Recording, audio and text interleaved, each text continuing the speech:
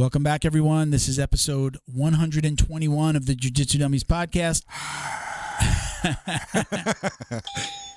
We're brought to you by Black Belt Digital Marketing. Anything you need to build your business on or offline, website design, Google Ads, graphic design, printing, we can absolutely help. Check us out at Black Belt Digital Marketing on Instagram or our website, bbdigitalmarketing.com. Right there on the homepage, you can request a free review of your entire online presence today, and then you'll see my little face in the corner. I'll email you back a review video and tell you what you need to improve on, things that you could do yourself, and how we can help. Okay, so my name is Milton Campus. I'm a brown belt training out of South Florida. We got Bo behind the camera. Hello. Don't forget to like, comment, share, click the subscribe button. We'd really appreciate all of your support. 100%. Joining us today is a John Danaher black belt. His name is Stephen Williams. This is his second visit on the show. Yeah, man. You may know him online as Steven Strangles or Steven Strangles People, right? So that's I know that's his Instagram and YouTube handle. So which is extremely appropriate. Very cool. Actually strangles people. Yeah. So let's do a couple of quick shout outs. We want to thank our sponsors, especially Sean over at Flow and Roll. Hands down the best custom gi and no-gi gear in the business. I always say, don't believe us. I really mean it when I say, go to his Instagram. Me just giving him a shout out does not do him justice. Go to his Instagram at Flow, _N_roll. Check out all the custom designs they do, whether it's for fighters, mostly like for academies. And you've got to find out and ask him about his pre-order program. It is a way for you to get all the gear that you need for your academy, your team, your wrestling team. He does singlets as well. Excuse me. You're welcome. Reach out. You can. If you want to just shoot an email, it's flowandroll@gmail.com. Again, you can go to their Instagram, send him a message, and find out, get more information on how he helps you get the equipment that you need, meaning like your gis, your no-gi sets. Very little money out of pocket. Your stuff would actually be in a pre-order, just like we would do. We've all done pre-orders for jiu-jitsu stuff. You do a nice pre-order, you can use the money that gets collected for the pre-orders to actually pay for your entire order and even get some inventory for you to keep in your school. So again, go check them out. Flowandroll.com, flow at flow_n_roll on IG.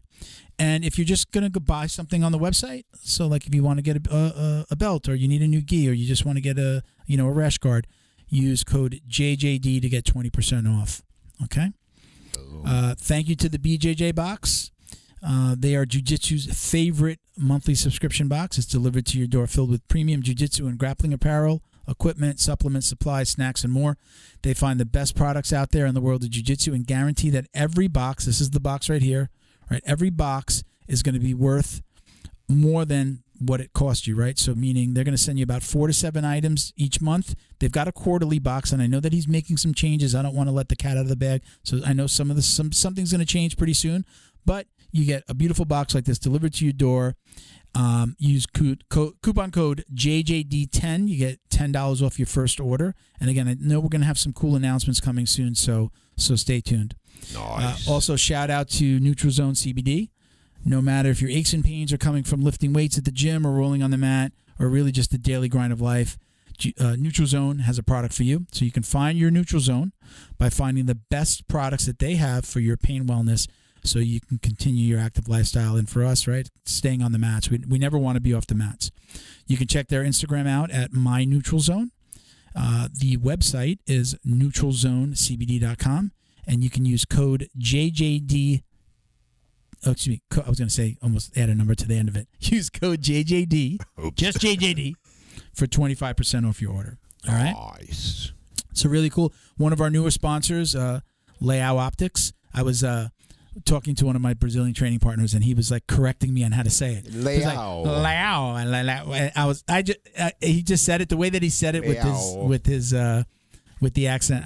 I couldn't match. But my favorite glasses, I actually wear these. I put them there because I actually wear these to the podcast. Look like Mr. Cool. You know what? I should know the name of this one. I don't know if these are Slacker. If this one is this, I feel like no, that's a little bit lower in the middle. I don't remember which one this one, but one of the cool things about the glass, I actually also I kept out of the 5 that they sent us to give out to the crew, I kept this pair and this one, Avore da Vida. All right, so I have those. One of the cool things, I don't know if it's on, I don't think it's on every single pair of glasses, but right, like, you know, this has like the red stripe from a black belt. You can actually get your stripe on some of these glasses. I forgot who. I think it was Clark Racy who mentioned it when he was on. So like you can actually on some of these, I believe you can actually get the stripe of your choice. So check them out. Awesome glasses. These that I have are bamboo. They're releasing some that aren't bamboo, but most of them and the classics are all bamboo. So really cool. My favorite pair of shades. You can use code JJD for 10% off your order. And again, like I said before, any of the sponsors that we're talking about today, if you go to Jiu-Jitsu Dummies on Instagram, just click the link and it'll take you right to the to their websites. Okay, so something new, but we got something new. So can you see the box? Yep. BioPro. Yep. So BioPro had reached out and said, hey, we're interested in sponsoring the show, but we want you. You'd have to be taking the stuff. I was like, you don't got to ask me twice. I was like, hell yeah. So I shall take it. They sent me. I got my first 2 months. You've been taking it? BioProtein, BioPro, like everybody knows it by BioPro. You get these little vials. I didn't take mine today. I'm going to take this today on the show, so you see that I'm actually taking it.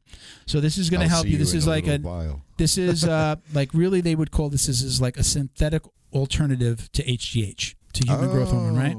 So like this is going to help you with anti-aging, metabolism, libido, immune system, skin, cognition.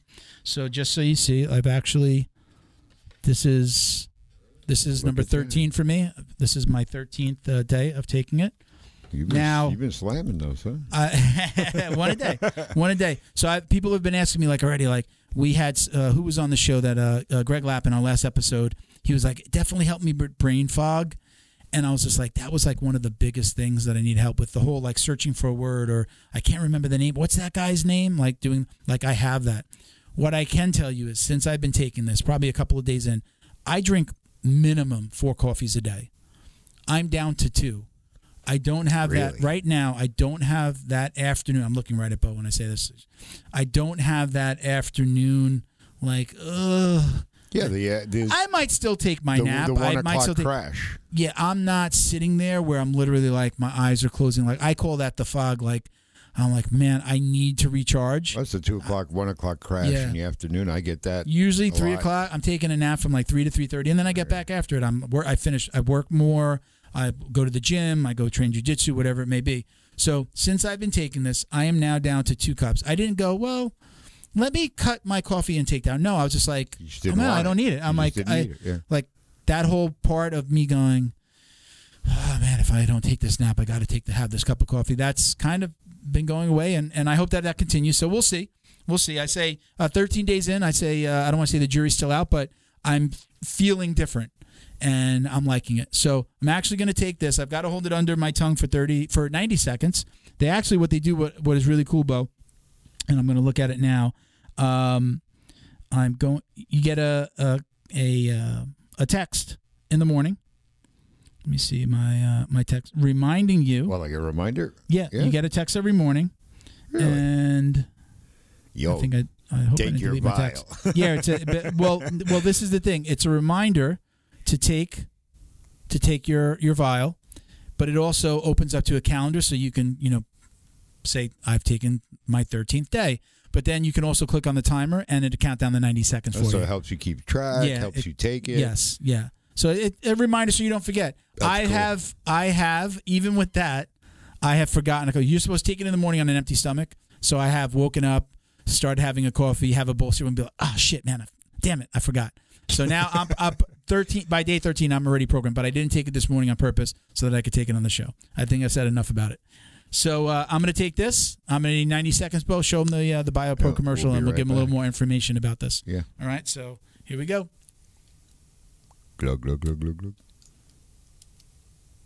Miss your morning routine, BioPro.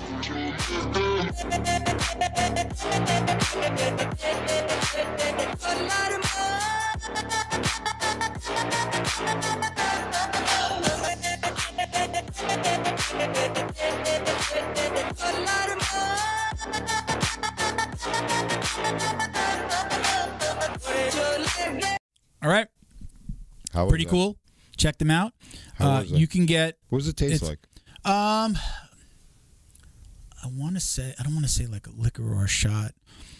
It tingles under your tongue. You definitely like feel it. Ooh. Especially like if you move it around a little bit, like feels like almost like a little hot, like if you're eating something hot, maybe like you feel like it under your tongue, like a spice, like ginger, almost like the way it tingle makes you tingle. Not taste like ginger. Yeah, I mean, it's not a bad experience. It's fine. It's like But you got to you keep it under your tongue for 90 seconds. It's not like I'll figure out the word, like how I would say, like what does it feel like or what does it taste like. It almost it kind of tastes like a liquor, like it's like I don't know. I'm not doing it justice, but it's not like a fruity flavor. It's just like it definitely feels like you're taking some medicine, but it's not like drinking. I feel like I'm doing something good for my body. It's not like you're drinking castor oil. No. So cool. We'll leave that there. So you can get $30 off an order of any of their kits. Oh. Where you are paying $295 or more. So right now they actually, I don't know if you go to the website. Let me pull up the website right now. I know they got a coupon there right on the website.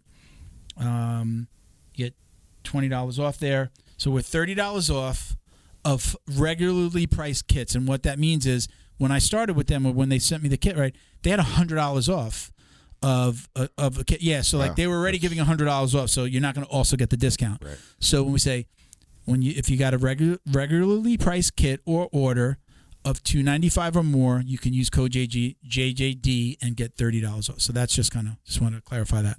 All right. So really cool. I can also say, let me just say this last one thing about the last thing.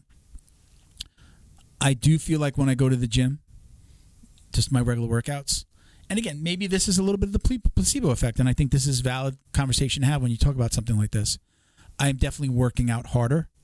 Like I'm like almost like you feel like you're getting stronger, so you go harder, you do more sets, more reps, and you go a little bit more. So I feel like that now. Well, you've also been losing weight too, and that's going to increase your energy and metabolism too. I'm down. And maybe it has something to do with 13, 14 pounds. I'm kind of like, dude. I kind of hit like that's a good 224, 225. I can't go below this. I've been trying to go, so I got to get a little bit. You're plateauing. But again, then you start working out more. But you're a big dude. You put on muscle. The muscle weighs a little bit more than fat. Yeah. So like, I'm trying not to pay attention to the weight anymore. I feel or see myself getting fit when I look in the mirror, so I feel good. Right. So I'm not like counting the number like every day I would wake up and weigh myself. I'm not doing that anymore. So anyway, again, go check them out. It's bioprotech.com, right? Excuse me, Bioprotein Tech. My apologies. Bioproteintech.com. We call the product BioPro. Check them out. Follow them on Instagram. They have you're going to see some familiar faces like Tom DeBlas, Greg Lappin from the last show, nice. Shanji Hibeto, Shanji, say his name right, Shanji Hibeto. He's on there, like you probably saw him in the commercial that we just played. So a lot of famous people are taking it, and they're swearing by it. So check them out. And actually, always love the feedback. So let us know what you think. All right. So all right. Let's. I think we're ready to go. Let's get Steven in here. Let's do this. Let's get strangled. Steven, welcome back, brother. How you doing? Doing great. Thanks for having me on the podcast. It's been a while. You got a little facial hair since last time, right? Me and you, brother, we're looking very similar right now. Same complexion too, almost. This lighting is a little harsh. We could be brothers, two different dads, though. Yeah. Same mom. That's where it counts, though. How's everything? How you been, man? Doing really well. Yeah. Doing well, Milton. Growing gradually and learning a lot along the way. Yeah. So it's been a fun journey, brother. How are you doing over there and down in Florida? We're doing good, man. We're doing good. We're moving into a new studio. We've got we're going to go into a podcast recording studio. So it's like I have a membership for a podcast studio now. So we're going to try that out. It's not a makeshift studio in my apartment. Yeah, it's not. Yeah, we're in Bo's. We're in an empty apartment that Bo owns.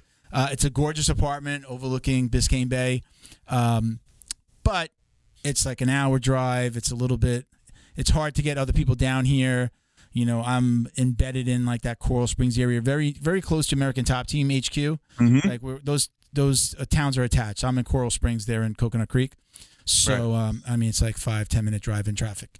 So, yeah, we're moving up to Boca Raton, so that's only a half hour away. And then I get more of my like training partners and people that I know locally that can come in. You know, we came down to Miami thinking we were going to be a little bit embedded in this community down here, and then things kind of went haywire in the jiu-jitsu community. We won't go too much into that. You know what's happened down here in South Florida. So that kind of like put the brakes on us, like really getting into the Miami scene. You know, we're an hour away, so the Miami scene. So we'll reset. We're going to go up to Boca. There are a couple of other fighters, actually, active UFC fighters and people in the jiu-jitsu community that do podcasts there. So we'll be able to maybe create some relationships and start having people locally. But let's talk about you. So you can cross-pollinate. Yeah. You know, have people on like Mickey Gall. You know Mickey Gall, the guy. Yeah, of course. Right. He's for people that don't know, he's an active UFC fighter. He's the guy that fought. Who's the WWE guy that they brought over? Right? CM Punk. He beat the shit out of CM Punk. Yeah, right. He was the guy that was just like, I'll fight him, and then he got some momentum, and he turned out to be a good fighter. And so he records there. Something like Slick and the Slick and the Thick or something. He does it with like a comedian partner. It's actually pretty good. I've been listening to it. It's actually really, really funny. So you know, things are changing for us too, going really well. You know, when thank you for putting me on to like getting on TikTok. You know, I see you active on the TikTok. Yeah, we were trying. I've been a little. We actually our video guy disappeared. The guy that cuts together our like just does our reels. He was actually like a blue belt. He's lived in Canada, and like we would do the podcast. He'd watch it and then he'd cut maybe like 3 clips from each one, and then we had promo stuff. So he just disappeared one day. He could be dead for all I know. He has not answered a message. He has not answered an email, and I'm like, man, if you're out there, brother, Ivan, if you're out there, give me a call. Yo, Ivan, come on, hit us up. No, but that's crazy because that's actually pretty common in the content creation world. I've had a bunch of editors just completely just disappear, just ghost out of nowhere. Yeah, pretty common. I think I know I can't say that we were his first. I think maybe he messaged me. He had trained, and I think he'd gotten to a blue belt. He had stopped training, but he kind of used as an in. He's just like, I know the world a little bit. And I think he was reaching out to other, I don't want to say podcasts, but other content creators in the jiu-jitsu community. So it's kind of funny because I see very similar videos and I'm like, that's got to be Ivan, right? So we never went into like who else you're working with, but I'm certain that he probably took a video of ours and be like, hey, this is what I'm doing for somebody in the jiu-jitsu world. I could do this for you, which would be smart. I know that he had gotten busy at times, so either he just got really super busy or somebody killed him. So it's one of the other. Something happened to him. He did a great job. I wish we had him again, but my daughter works for the company, so me and my daughter have been doing him again, and I'm trying to, we're trying to why outsource it, but we do it for clients as well, right? On the marketing company side of things, we're doing it for clients. My daughter does all of those. She just doesn't know the jiu-jitsu world. So he was able to watch the podcast and then cut something, and be like, oh, that's interesting. That this cut makes sense. She's not necessarily there yet, so I do that. I some of them I send to her and I say, add captions, do this, do that. But I mean, these apps now, I found an app that does the captions, and actually they added this AI feature which throws in the little pictures. So if it says like box, like you say the word boxing, and then maybe there's a boxer, or maybe there's a box and you can't use it. Is that CapCut or Caption? It's just called Captions. Oh, it's just called Caption. Okay. Yeah, I use that. Really cool. I've been using that. So the AI feature still needs to kind of come around. So it's like if it's not perfect, you can't just like switch out one image. At least I haven't figured that out. So like you could run it, and then it runs the captions, and then you could tell it also like add these pictures or add pictures, and it just does it itself. So if you use the word boxing or vehicle or car, right, like it drops in those. But it's pictures so wild how quick things have evolved. It's just. It went from fucking non-existent AI to like say a word and we'll generate a photo for you. It's absolutely astonishing. So let's go back. So I was saying, you were somebody that you was like, hey, get on to TikTok. There aren't a lot of podcasts on there, or maybe there weren't any at all at the time. I just looked the other day. It's like 2 years maybe. Wow. Tell everybody about like what happened with you, like people that didn't watch the first episode and new listeners, like you kind of tell everybody how you got into this content creation side. And let's, again, I've mentioned it. I have mentioned it earlier. You're a Danaher black belt. So, right. This is just so everybody knows, right? You live in this world of jiu-jitsu and MMA. So with that being said, tell everybody about kind of how you got into the content creation side of this whole thing. Yeah, absolutely. So I've basically been involved with content creation. I mean, we want to take it back. We can take it back to 2000. I was creating vlogs before vlogging was a thing on a VHS camera as a kid, running into bars and fucking doing, we looked up to guys like Johnny Knoxville and people like that. So that's where it started. Yeah. Then I took some sort of film classes in high school, did a little avant-garde stuff there. And then I finally got the bug being a musician. I was creating content as a musician. No one watched it. Making alternative rock and playing fucking bars in Bushwick, Brooklyn. No one was watching it.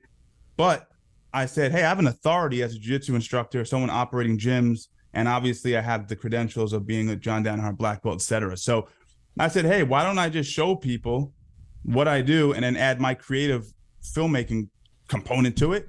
And then we did really well. So we started out with just intricate leg lock type videos. Yeah. You'd see me doing all these weird things and weird leg entries. And it was popular at the time, but it was not nuanced. Like I'm looking back, I'm going to take a quick detour for a second. I'm looking back at my content, Milton, and people are still not doing what I was doing 2 years ago. Yeah.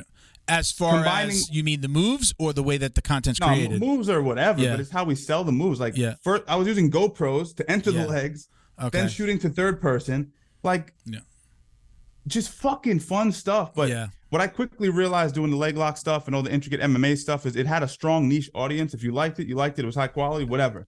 But I realized that I was only touching a base of people that were already keen on the art. So I wasn't actually helping anyone. It was really just masturbation.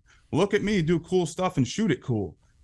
No one gives a fuck. So what I ended up doing, and I've talked to you extensively last time I was on about this, is I thought, how do I lower the barrier of entry for martial arts? How do I get people that don't even know what an armbar is or don't know who Renzo Gracie is, whatever, and then introduce them? So I said, oh, well, I have a self-defense background coming from Shotokan karate as a kid. So I said, let me do that. Coming from the streets of Yonkers, New York, I had a different upbringing. So I was like, let me see if I can package that in a way that's original. Yeah. So I started doing first person, third person content around self-defense. And that's when shit just went over the top. So are we talking about, like, I remember, and I mean, I watch your stuff when you you actually were filming in the streets with other people, right? Like, you know, showing punches. I remember you like in a garage and just, again, right out on the street. Is that the stuff that really kind of propelled you forward more than anything? Or is that like the first thing? Right, because the jiu-jitsu stuff would get like, 30,000 views on TikTok, and people were like, yo, you got 30,000 views on TikTok, and no one really was on TikTok at the time doing jiu-jitsu. It wasn't that common. But then it went like 12 million views, and I was like, oh shit, wow. There's a lot of people that don't know what the fuck is going on about martial arts. And then that was just the top of the funnel. You're a marketing guy, so you know what we're talking about. But that was just, oh, look, this is easy to digest. And then when they get into the nuanced stuff, they realize that I'm a person that comes from a martial arts background that's actually have a pedigree. Yeah. So it worked out really well that way, and essentially took that over to YouTube and just exploded it over there. Yeah, because that's what you got to do if you want to make money. Yeah, and I know that like the shorts, I wasn't doing shorts for a long time. I probably just started uploading shorts like a year ago, maybe. Not and I got to tell you, it was probably from. Who's this? Jesus, I'm always searching for names. I'm horrible with names. Who's the with the V? Gary V. Gary V. Like, I watch a lot of his stuff, and just on Instagram and stuff. And he was like, every time he mentions a platform, I'm like, okay, I got him. This guy's never wrong. And then it was like YouTube Short. He was like, be doing shorts. Get on TikTok. Get on YouTube Shorts. I got on TikTok actually because of you, and then I got on TikTok. I got on the YouTube Shorts because Ken watched him talk about it.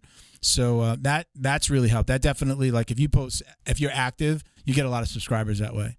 We're still a baby out there though. We're still a baby when it comes to that side. But this is the interesting thing that happened with shorts is I started posting on shorts when it first came out, and I was only posting on YouTube long form. So I was posting like, here's how to chain a single to a double leg, dude. When I'm telling you 300 views, 1,000 views, I'd get like a message from a random guy from California. It's like, dude, this is incredible. That single leg off the wall is fucking awesome. But that one guy was the only person that was going to reach out to me. So essentially what I realized is, oh, this is a new thing. I started posting my shorts, my TikToks and reels over on YouTube. Nothing happened, Millen. It was like this. And then all of a sudden it went vertical. Yeah. That was with leg locks. And then I started putting up the self-defense stuff. Did a few voiceovers. Went from 2,000 subscribers to 100,000 subscribers in less than a month. Wow. And then what I did is I step laddered that. No one ever taught me this. And this is what I'm saying. You motherfuckers got to be a little bit more resourceful, because the information's out there. No one's taking chances, especially in the jiu-jitsu community. They're like, oh, I'll just keep doing the same thing over and over again. This is the thing, man. I realized no one watches my long form content because obviously it sucked. It wasn't good, but it wasn't entertaining. So I said, okay, I'm going to use this short form audience and I'm going to funnel them over. So I built out the studio and I started doing this reaction style content. I went to go, I'm like, 100,000 subscribers. Where's he at now? And I went to YouTube, and then my our trailer started to play after I went to your page. But you're at 364,000 subscribers. Yeah, man. And what time frame? Oh man, that was all done pretty quickly. A year and a change, year and a half. I mean, since I talked to you, I mean, it was. I didn't really start YouTube seriously as a entertainer until after we talked. I was at 12,000 on Instagram when we talked. Were we in the studio? I think we were in the studio. So it's within the last 2 years. That's awesome, man. Congrats, man. But that's incredible. But the point is, like, a lot of guys who are going to watch this is, if you're creating short form content, figure out how to build out a sort of macro situation where you can put out entertainment long form, because it does funnel, and especially YouTube now is getting even better at doing that. It's just you got to step ladder your content on YouTube specifically. The creative side of it too is like we're going to be in a situation in the next month where I'm actually going to have a content creation studio in my house, in my inside, like there's going to be a room, and then we're using the outside studio. So we wanted it to be together. I just couldn't find the right setup to make it affordable and work. We wanted to have like the podcast studio in this corner and then Matt's in this corner, where we could literally get up with a guest and be like, "Show what that movie you were just talking about. Show me that." Or it could be part of the show, or it could be content for later. So I'm at least going to start creating like content on the mat. But we're the jiu-jitsu dummies, so I'm not going to be showing people like, intricate leg lock videos and things like that. Like, I want to be a little silly about it. I like dickhead moves or dickhead move of the week or stuff like that.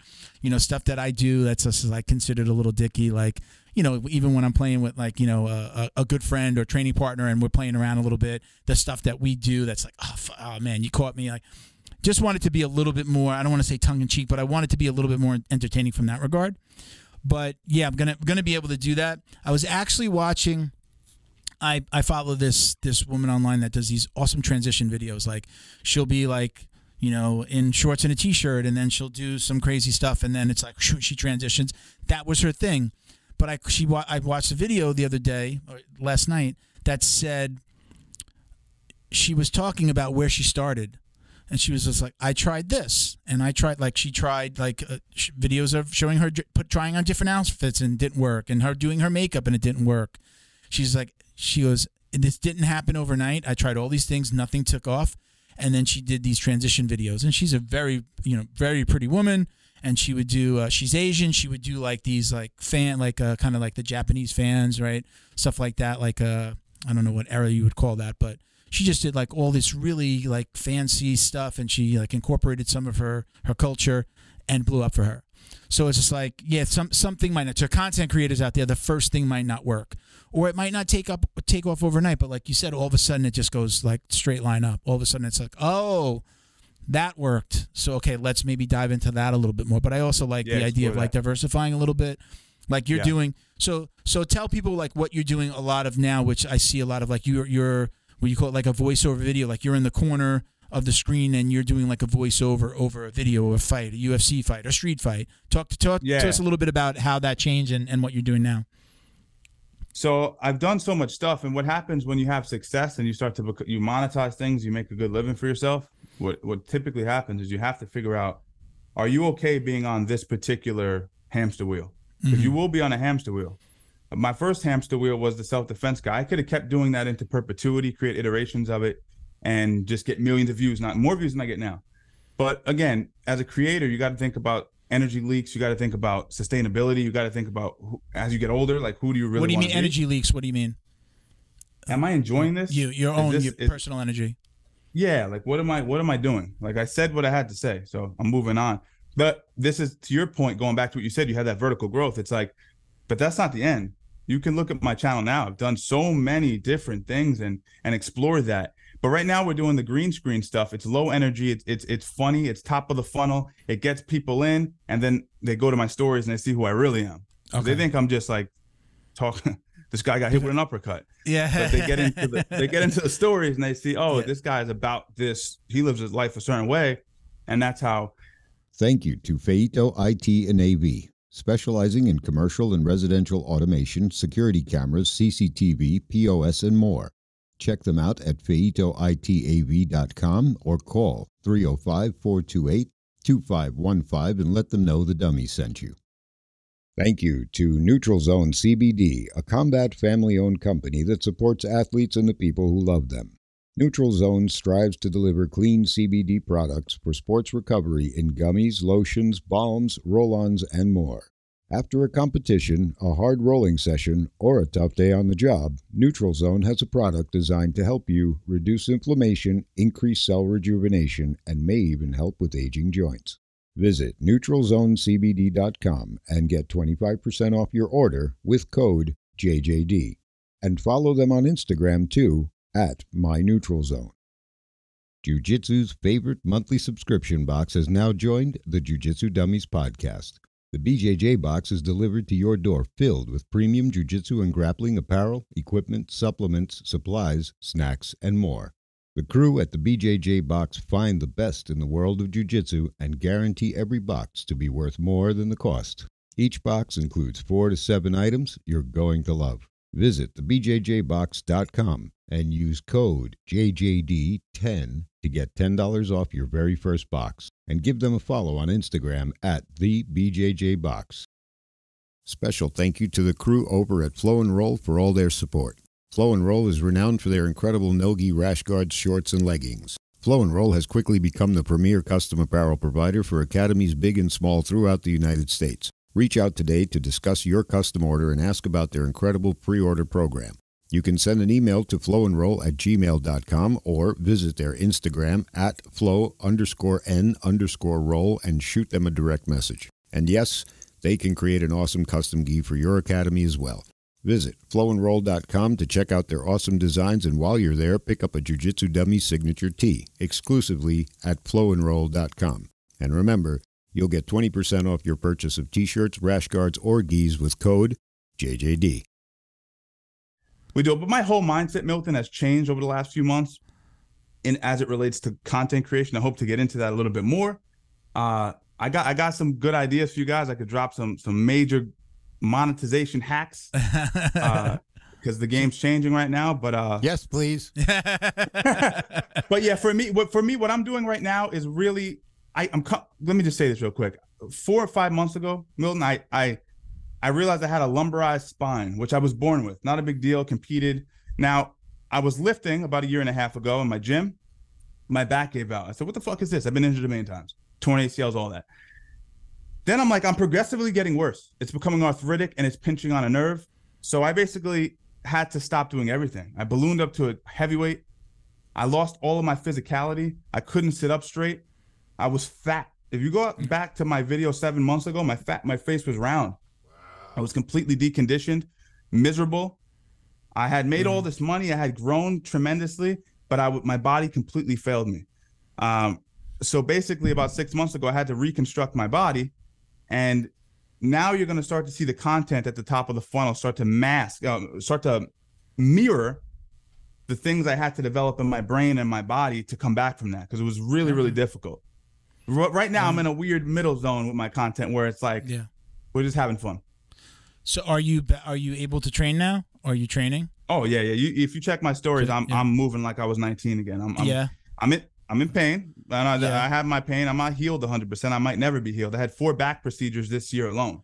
Wow. So it ain't easy. I was going to ask whether you had like surgeries or something like that. Yeah, I had to get a bunch of stuff done to get my back repaired, but I started building it back. like I said, I'm wrestling with young kids, getting fighters ready for fights. I feel really good in that regard. Wow. And like I said, now it's about how can I give back, because I've learned a lot about myself in this process. And now I'm figuring out how can I create a, not to repeat this fucking phrase again, but a top of the funnel piece of content that actually helps people. Yeah. And that's also entertaining, but that's not just like, you know, whatever, green screen content or whatever. I remember when we spoke, we were talking about sponsors. I think maybe we said something like, hey, you want to shout out your sponsors? And like, oh, I don't have any sponsors yet. You were just thinking about it, or you were entertaining them. I remember you saying something along the lines of like, I really have to use it and like it and want to put, you know, my name behind it. Yeah. Talk to us about, you said a couple of times, like making about monetization and making money.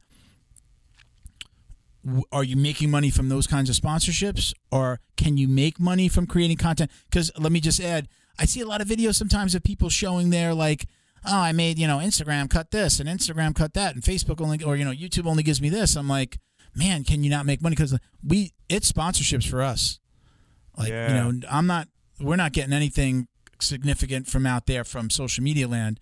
It's sponsors. It's people believing in us and then us supporting them and doing giveaways and, you know, including them, you know, their logos and the images and things like that. And, you know, I said before, I think before we went on, I go, in such a good way, we're blessed that we're becoming like the NASCAR of podcasts. Like, we have a lot of sponsors and it's great. And we just want to make sure that we're integrating them into the show. So it's like not only great for the listener and it's not overwhelming to the listener, but we can also have these people support us, help us, make it affordable for them, not charge these outrageous prices, but, you know, make it easy for everybody and still be able to do this and make money. Ultimately, you know, I maybe didn't start this to make money. It was kind of just like, hey, I want to have fun talking to my friends about jiu-jitsu, and then it turned into this. So how are you making money, if that's okay to ask? No, 100%. And I think what you guys do is awesome, because you have this strong brand that is a third person sort of perspective thing. It's tied to Milton, but it's not Milton. So you can fucking put out, you can nonstop, just infinite amounts of sponsors and just scale that way. But when you're an individual creator, when your face is tied to it solely as the Steven Strangles guy, you really should tread lightly with that, because you can lose the trust of your audience. Right now, I wish I can show you my screen, but I can go into my email now and I have 25 sponsors that are looking to get involved with me on various levels, whether it's micromedia or stories. We're doing thousands and thousands, 10K plus views just on that. So a lot of people want access to that audience. And I have a newsletter that does very, very well, which people want to get involved with that. But I'm still the same guy. I just don't feel as if I need to do that. And I'm lucky that I'm in a position where I don't need to do that. A lot of creators have to do that. I have 192 million views on YouTube. I've monetized the majority of those views. I've been able to make a lot of money through that. And I've done a few little sponsors you've seen me, and I've only done them because I like the product. I've experimented with it, and they've paid me well. Okay. But outside of that, Milton, I'm not really looking to get involved with too many sponsors. So really, a lot of my money has come from my Patreon, which does well, and my AdSense that does well. And I ran a gym for a long time, which I've exited on, and I have another way of making money as well, which I don't know if you want to get into that now. But let's get into that. But what did you sell your gym or sell your stake in the gym? You just said you exited. Yeah, I got out of the gym completely. I sold my stake because I just my health was failing, for one, but also when you have too many cooks in the kitchen, you got to get out of there. And I've been teaching since I was 16 years old as well, which is another detail. So I think at a certain point, I want to continue to give to people, but there's only so far I can scale teaching classes. Like a fucking so that people know, again, if they're listening to you for the first time here, maybe they're living under a rock and haven't followed you yet. Let's just give them a little bit of history. Let's go back to the Danaher days and the St. Pierre days. That's one of those, that St. Pierre video where you're talking about them kind of mentoring you. Like, I've posted that a few times because that does really well. But tell everybody about where you came from. Tell them about your background in martial arts and jiu-jitsu. So specifically, I've been doing martial arts since I was 12 years old. In karate, I started boxing at a young age as well. I started jiu-jitsu when I was 14, 15 under Renzo Gracie at a time where nobody trained jiu-jitsu. No kids did. This was 2002. So I was a troubled kid from South Yonkers. I had a really shady upbringing, drugs, alcohol in my family. I was living homeless at 9th grade, bouncing from couch to couch. My uncle and my aunt lived in the city. They were doing better than obviously I was at the time. And they said, hey, Steve, you want to come live with us in the city?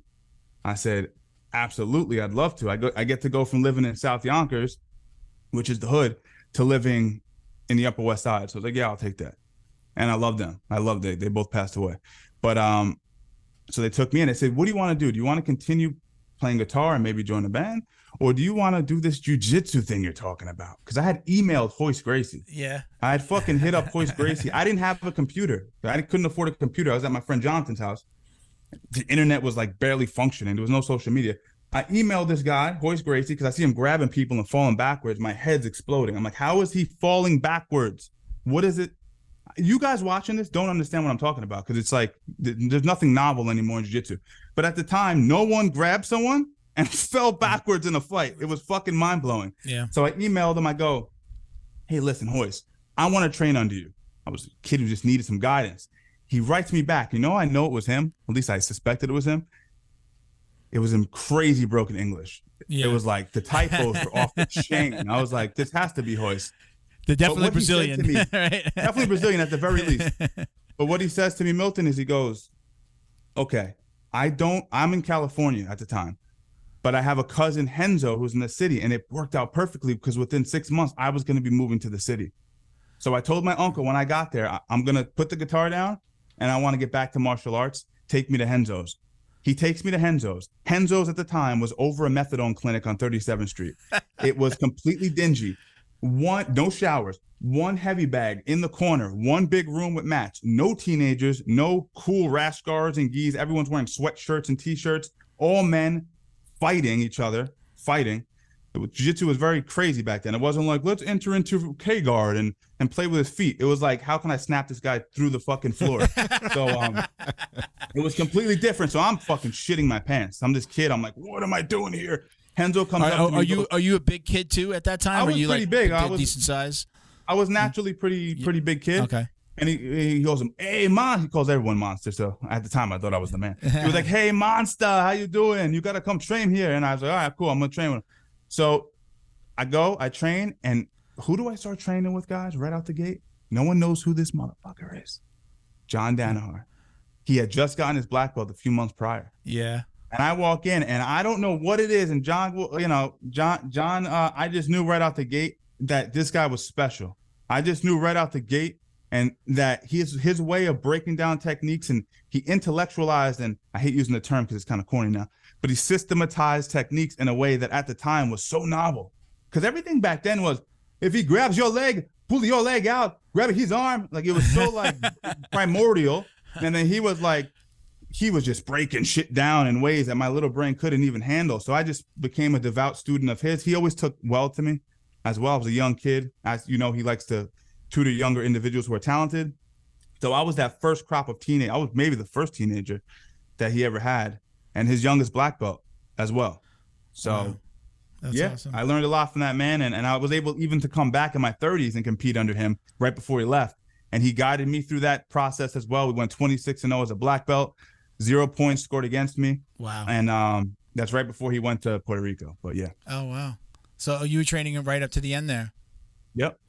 And talk, if you don't mind, talk a little bit about GSP. I know, again, on the last episode, we talked a little bit about, like, GSP was a little bit of a mentor for you, and you'd go up to Canada and be a training partner, right? I guess once he found out that you knew jiu-jitsu, I think he thought you were maybe just a striker in the beginning.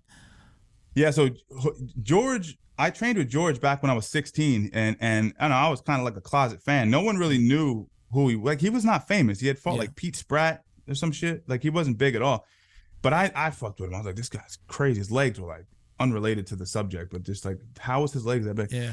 And so I would wrestle him, and he would just single leg me. And like, he would just kick my fucking ass. And then what happened, and I've said it before, but there was a period where he wasn't able to train at Henzo's because of the whole fight that he had with Matt Serra. Yeah.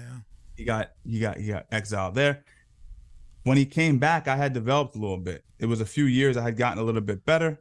And John calls me and he tells me, hey, George is going to be back in the gym. The UFC cameras are going to be there.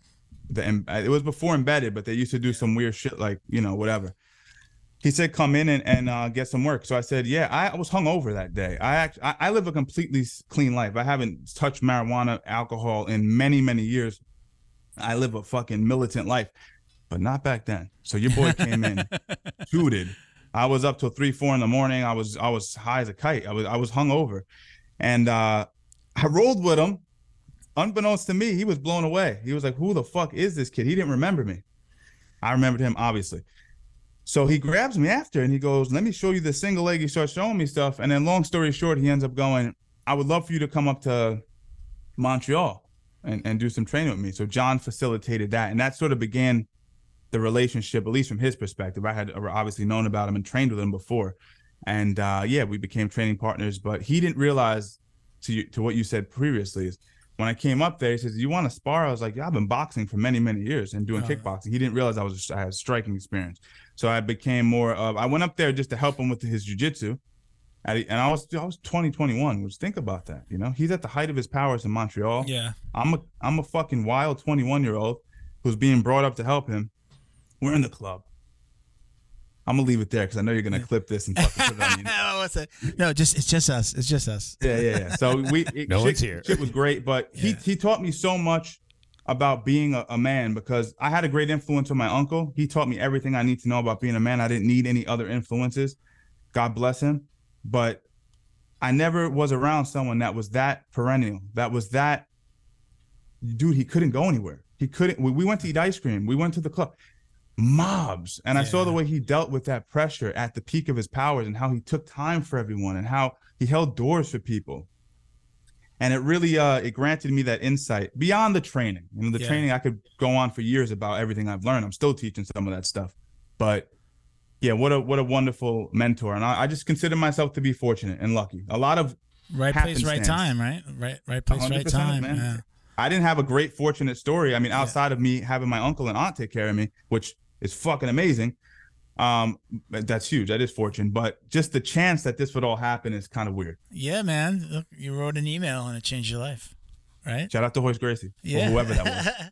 So let's go back. We went on a little detour there to give everybody your history. I think we were talking a little bit about, you were going to give us some tips or talk about the monetization of kind of social media or something. You started saying something before, and we. So the Steven Strangles thing, really, it's starting to become for me. And again, this is all off the back of, I've had many injuries. Both my biceps are torn, nerve damage in my neck. If you ever see my lip, you know what I'm saying, hanging off, my knees don't work, ankles torn. I just want to give the backstory. I'm not complaining. I'm just going to give people what this story is about. So that's how bad that back injury was for me to fucking be here saying it took me out of the game, completely changed my life. So I learned what I kind of intuitively known. I've competed before. I've fought before. I've been a part of the best camps in the world. I have fighters now that are professional fighters. So I knew intuitively what it takes to come back from getting your body falling apart. But this forced me to go inside my mind in a way that I had never done before, how to habitually construct my life, how to run my mind, my habits, so that there was never an instance where I would miss. So right now with the Steven Strangles brand, it's me figuring out how to integrate that for every single person that I come across, to give it away. Now that we have that established, of course you can monetize that, and I'm creating a bunch of things around that. But what I learned with this whole AI thing, so this is going to take some of you jiu-jitsu guys for a run, but I hopefully can give you guys some gems. I believe no one in the world has said this, period, what I'm about to share. What I have right now, no one knows this, is I have a conglomerate of AI channels that I'm running. They're called faceless YouTube channels. So Steve, your views are down. I'm going to make money regardless, and this is how you guys can make money too. I learned that big companies are looking to buy YouTube channels. They'll buy it for $100 grand. They'll buy it for $1 billion, holding companies.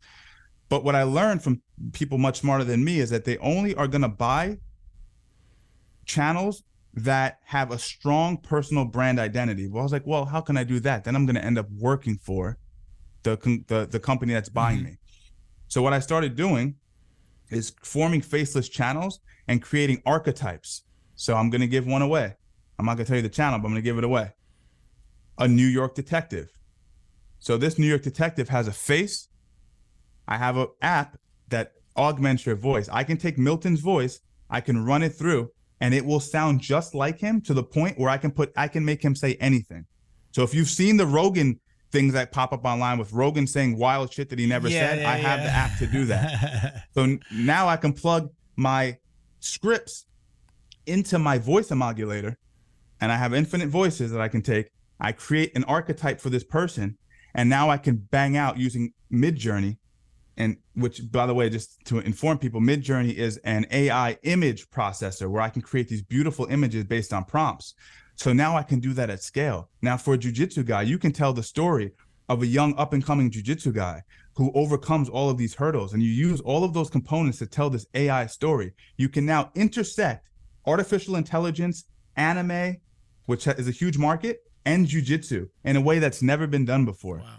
And now when you scale those views, you can sell it, and now they have a strong IP, right? The intellectual property is strong, a strong identity, and you're not tied to it. So you can do this. What I'm doing is because they can continue doing that without you, is what you're saying, right? That in perpetuity. Yeah, right. They can, and that person also never gets old, huh? Never gets old. Right, that person never gets like it's like Bart Simpson, right? It's like what Bart Simpson. The Simpsons have been on for what, 30 years now. Bart's the same age, right? Like that, you know. And you can do this with many channels, and you can create many iterations. And then my thing is, I'm going to exit. Can exit for millions of dollars. That's the goal for me. So no one knows that. This is the first time I've ever broke that. Maybe two close friends know that.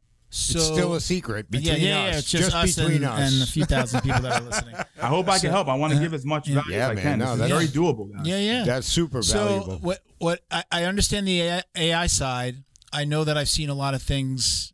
You know, I watch a lot of social media, and I watch a lot of creators and people that give tips.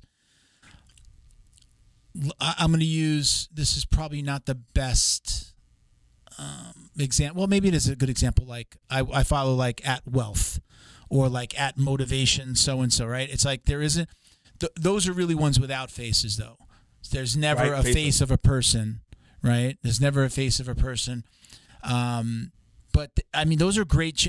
I love those. I love those. They give motivational stuff. They tell you like quick, stories about Elon Musk or Zuckerberg or, just this, whatever stuff out there that's, good for business. Or again, it's wealth. So like, people making money. I mean, I like that stuff. I want to make money, right? I like that motivation that gets me out of bed in the morning and be like, I might wake up, grab my phone, look on Instagram, just, and all of a sudden something like that comes up and I'm jumping out of bed and I'm like ready to take on the day. I love it, man. I tell my wife, kick the day in the balls. Let's kick the day in the balls, Absolutely. And, but that's a little bit different than that model, right? You're talking about just really to be creating clear, a personality. if you have a faceless channel that does not have an identity, you can't sell it. You can't exit on it you can sell it. Of course you can. But not big as much. Companies, and Mr. Beast will say this, big companies are not looking to purchase that. They want strong visual faces, human faces that can elicit real emotions, that can do well over time. So I'll give what you guys should do. I'm not going to do this. Maybe I will do it if no one does it, but I would create my own Goggins. He'd have a unique look. Of Goggins, yeah. I would fucking kill it with that. Guys, come on. Yeah. You can do the voice. You can do that with any and think, we don't have to just think inside of the MMA fitness world. Like, I mean, that could be every industry, every genre could have its own version of that. It could be technology. It could be finance. I mean, like I said, do you have a channel running yet? Do you have any of them up and running? Yeah. You doing and building? Yeah. Okay. So share when you're ready.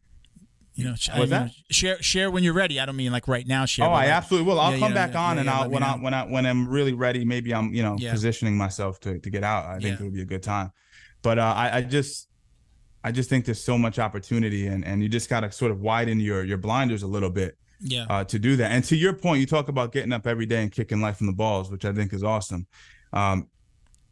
That's what's driving all this innovation for me that I don't even show on the internet. In order to really grow, you got to have that mindset and that ability to formulate your day and have that code of conduct to be successful. So many people, and I talk to jiu-jitsu guys and MMA guys in my DMs all the time, and it's like they're doing well in aspects of their life, but they haven't really figured out how to make that a homogenous sort of run through where I wake up, I do this, I do that. Everything in my day is meticulous. I'm always on time. I hold myself accountable. I never miss. And that allows me to not have those mental energy leaks that we talked about before, where, oh man, like, I don't know, oh my God, the views aren't good today, or You know, I don't have those. I don't even pay attention to that stuff as much anymore. Now this is the way to be. This is, we got, you know, on the scale that where we are, this turned into, it's fun to do.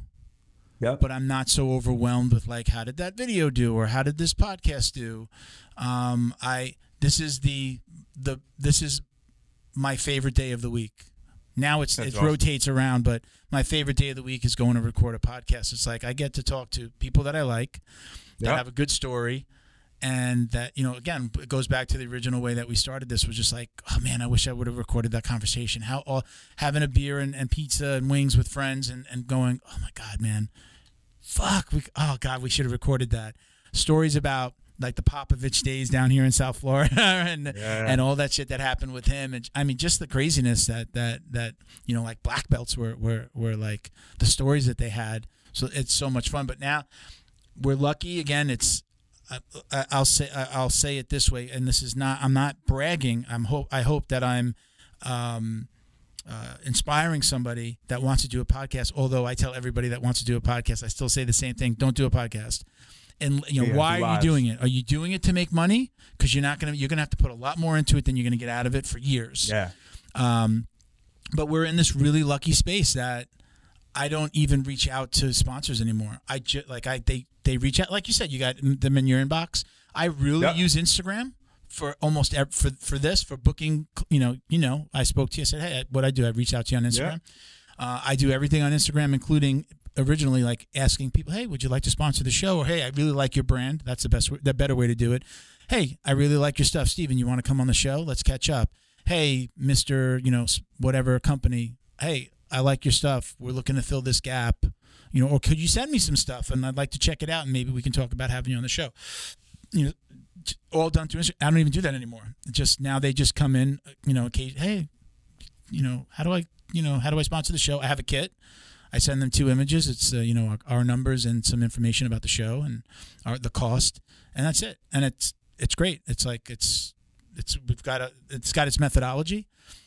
Definitely want to be creating more content, and that's what, you know, we're going to have something in the house now. There's going to be a room, since we're moving the podcast. Bo and I, we've got to sit down because I just committed to this studio. Bo and I have to sit down and talk about like, what are we going to do? How do I set this up at home? Do I do this? Do I just do it with iPhone cameras? Do I need to use the equipment that we have here? Like those are conversations that we need to have. Yeah, logistics. Yeah. But yeah, now, like, I want to focus a little bit more on the content creation, and again, be a little bit more funny with it. I'm not looking to. I'm not a coach.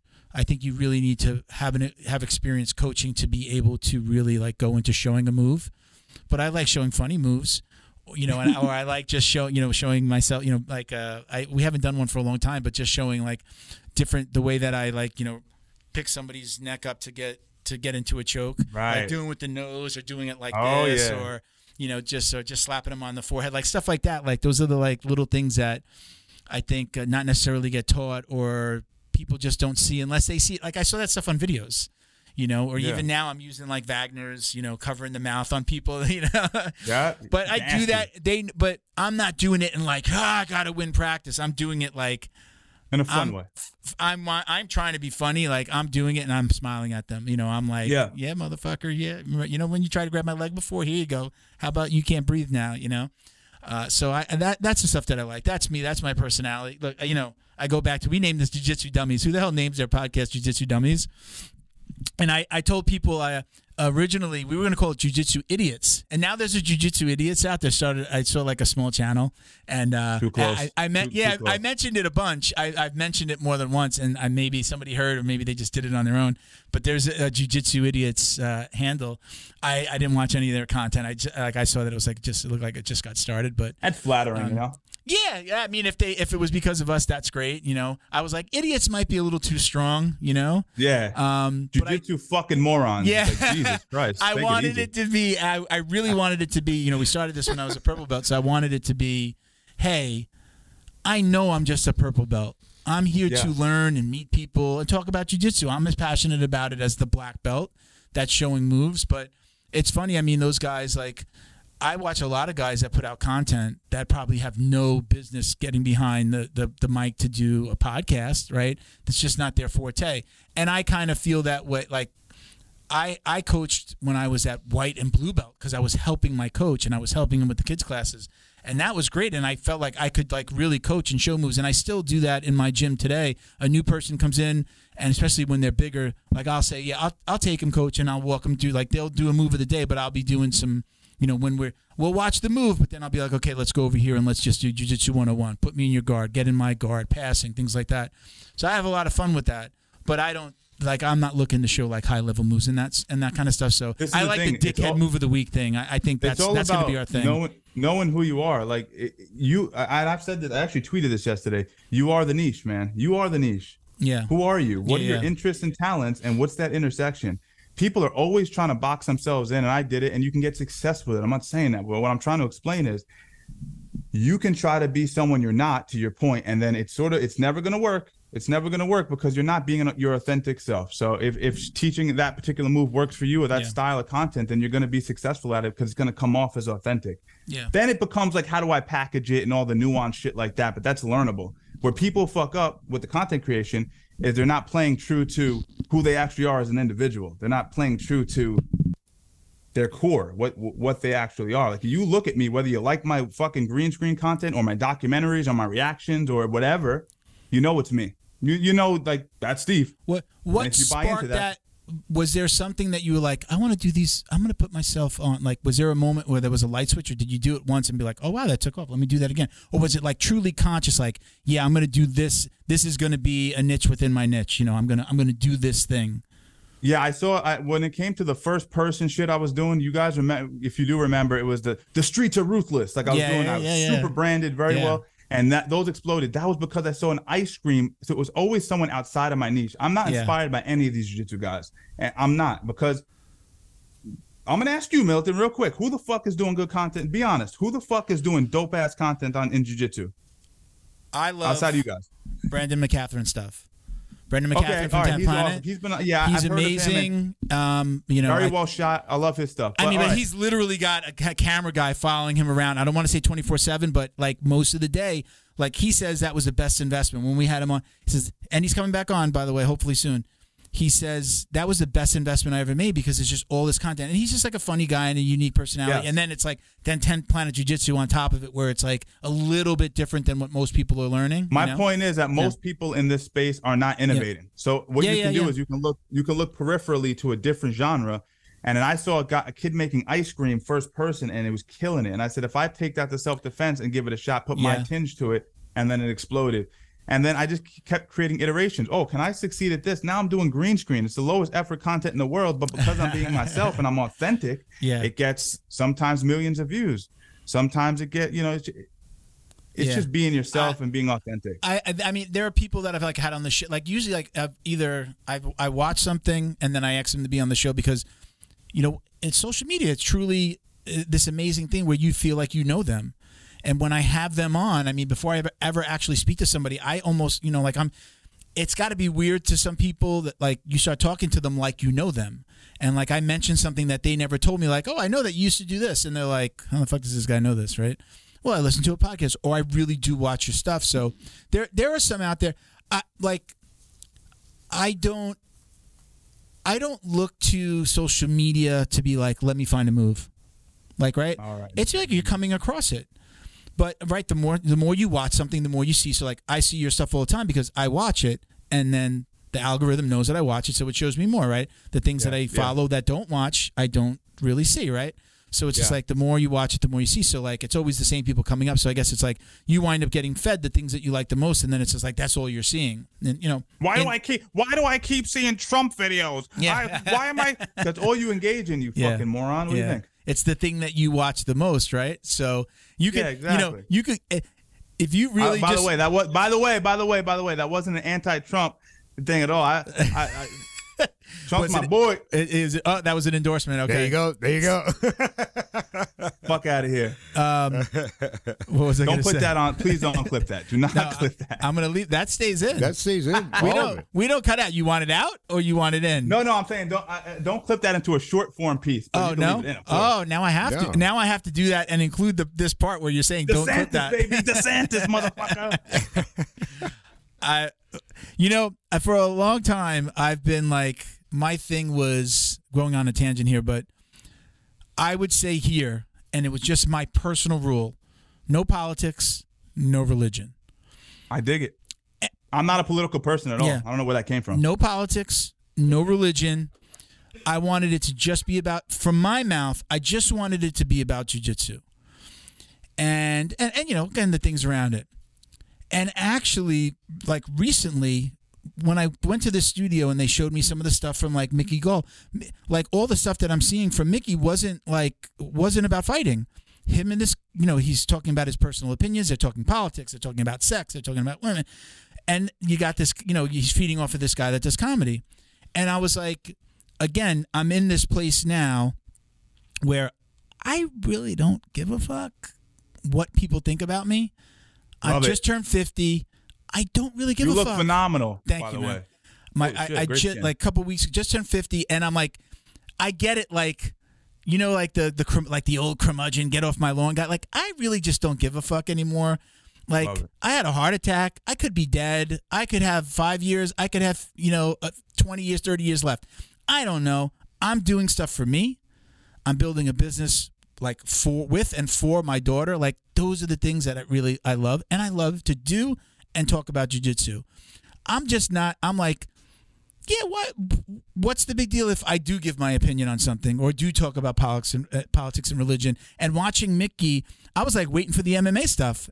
At least from like the clips I'm seeing, I'm like, there's never any MMA stuff, but it's a really good podcast, and it's about everything. It's just like wherever the conversation leads. And not that I want to change this to that, but I'm like, maybe am I holding myself back from really showing my own personality by not sharing those things? But again, I know I've watched stuff and I'm like, hey, asshole, I'm not watching you because I want to hear your politics. I'm watching you because I want to hear this thing that you're famous for. It's like when an actor comes out and starts like all of a sudden preaching about something and I'm like, yeah, I just want to watch your movie. But sometimes it's like, oh yeah, you know what? Maybe they're right. Does that make sense? Oh no, I think people self-filter themselves, and they go so far niche that it's like you really don't have much wiggle room, and expanding outside of that becomes hard. So this goes back to that same point of being your authentic self. If you can figure out a way to be who Milton is, like authentically, that's fine. But here's the thing with these actors and these people who get super political. It's like, it's not that we don't care about your opinion. Your opinion sucks balls. And not only does it suck balls, it's in line with every other fucking cliche that's perpetuating itself across Hollywood or whatever the norm is anyway. If you have a contrarian opinion, an opinion that is nuanced, that actually offers value, I don't give a fuck about hearing about jiu-jitsu dummies. If you come in and you elucidate me into something that's about food because you're passionate about food, or I don't even drink, you might be into whiskey. You might be able to tell me about some Japanese whiskey, and I'm like, that's fucking dope. But if that's truly a part of who you are and it's layered, I'm all in. Yeah. It's just these actors and these other people, they take these homogenous talking points and they try to fucking force it down your mouth. Like, you don't realize your shit is canned, man. It's canned. So I get what you're saying. I'm moving soon, and I'll have to, I think my voting district will move, and whenever you do your card, you can declare like Republican, Democrat, Republican, or Independent. And I'm pretty much, if I can do it on the card, if I can do it when I change, I'm gonna change it to independent. I actually did no affiliation. Yeah, I did. I'm not affiliated with any of these. Okay. So because I'm in a place where I'm in, I've never said this out loud. I don't think, or maybe I said this, but not on the show. I'm in my Chris Rock phase, right? At my age, right? You're gonna change. Your politics are gonna change as you get older. And what you thought was like liberal becomes a little bit more conservative, right?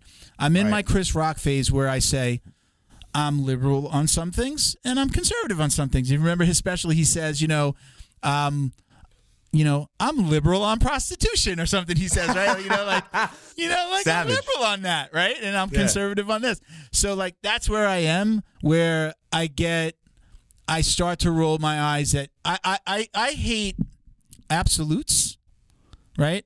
I hate anything in absolutes. Like when somebody goes, that's never this, or you could never do, like, first of all, it's like challenge accepted, right? And I'll, you know, right. But the right, you know, again with politics, the right and left, I don't believe everything that they say on the left, and I don't believe everything that they say on the right. I'm like, I'm in, and I think if most people were actually honest, like they wouldn't just follow one tribe. Like we're in this tribe, and we absolutely believe only these things. I'm past that. Where you know what? I was for a long time like, no, I'm a Democrat, I'm liberal, I'm this, I'm that, and now I'm like, I'm in the middle a little bit more. And I don't like the absolutes of it's got to be only this, and you know.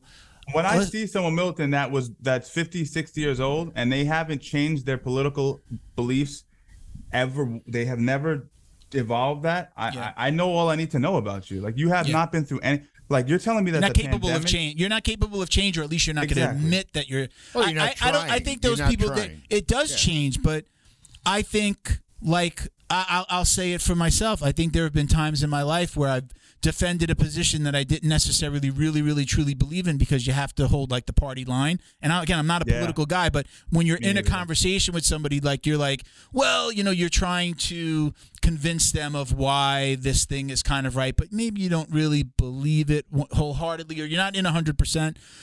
Again, that's I just don't like absolutes. There's a middle ground here. There's a middle where those of us who, like, I think have a half a brain will go, well, no, I get your point. And I'm somebody that, again, maybe this has changed as I've gotten older. Like, I'll listen to your side. No, I may not agree with it. Well, Bo's over here making faces because Bo is. Well, no. I want to say something. I do want to say something. I'm going to let you go ahead. So, for the longest time, this goes back 20 years. I've been saying this. I've been struggling to one line the concept of what is it to be American, and I got it. You're liberal in lifestyle, conservative in politics, because that conservation of the Constitution is what gives you the life, the liberal life, that you can choose whatever life you want to be, live and let live, right? So liberal in lifestyle, conservative in politics. You put those together, you got American. And really, I think somebody can argue the other. I think somebody can kind of argue the other side. Well, I live a conservative life, so what? Well, no, but that's your choice, right? That's where again, that in and of itself is, if you said that, and that's everybody, right? That's that's an absolute. If you're this and you're this, then you're American. What if somebody's super conservative in their lifestyle? Liberal means you get to choose whatever lifestyle you want. So if you want conservative, you can be. You want liberal. In any way of liberal doesn't mean anything but free. So when you look on the world stage, America is the only liberal country in the world. I think I remember why I don't talk about politics on the show. Hey, but I'm telling you, some of these can get really juicy. You get some good again. Listen, he's focused right now. No. I mean, I get it. Oh no. I mean, again, I get it. I get it. I as I'm. You know, again, maybe it's because I just turned 50 and like a lot of things are changing in my life. I've consciously said, you know, maybe I'm going to talk a little bit more about that. Maybe like I've held back from giving my true opinion when somebody says something on the show. And the world, at least the people that I'm involved with on the show and in jiu-jitsu, nobody that I know has liberal views like I do, or like is left leaning, or super. No, we've had conversations. Like most of my closest friends, we do not have the same political views at all. We're not even closely aligned. Like I would say, I'm in the middle, and they're like super right. I feel like at least I've encountered. You can tell me if I'm wrong. Like in the jiu-jitsu and MMA world.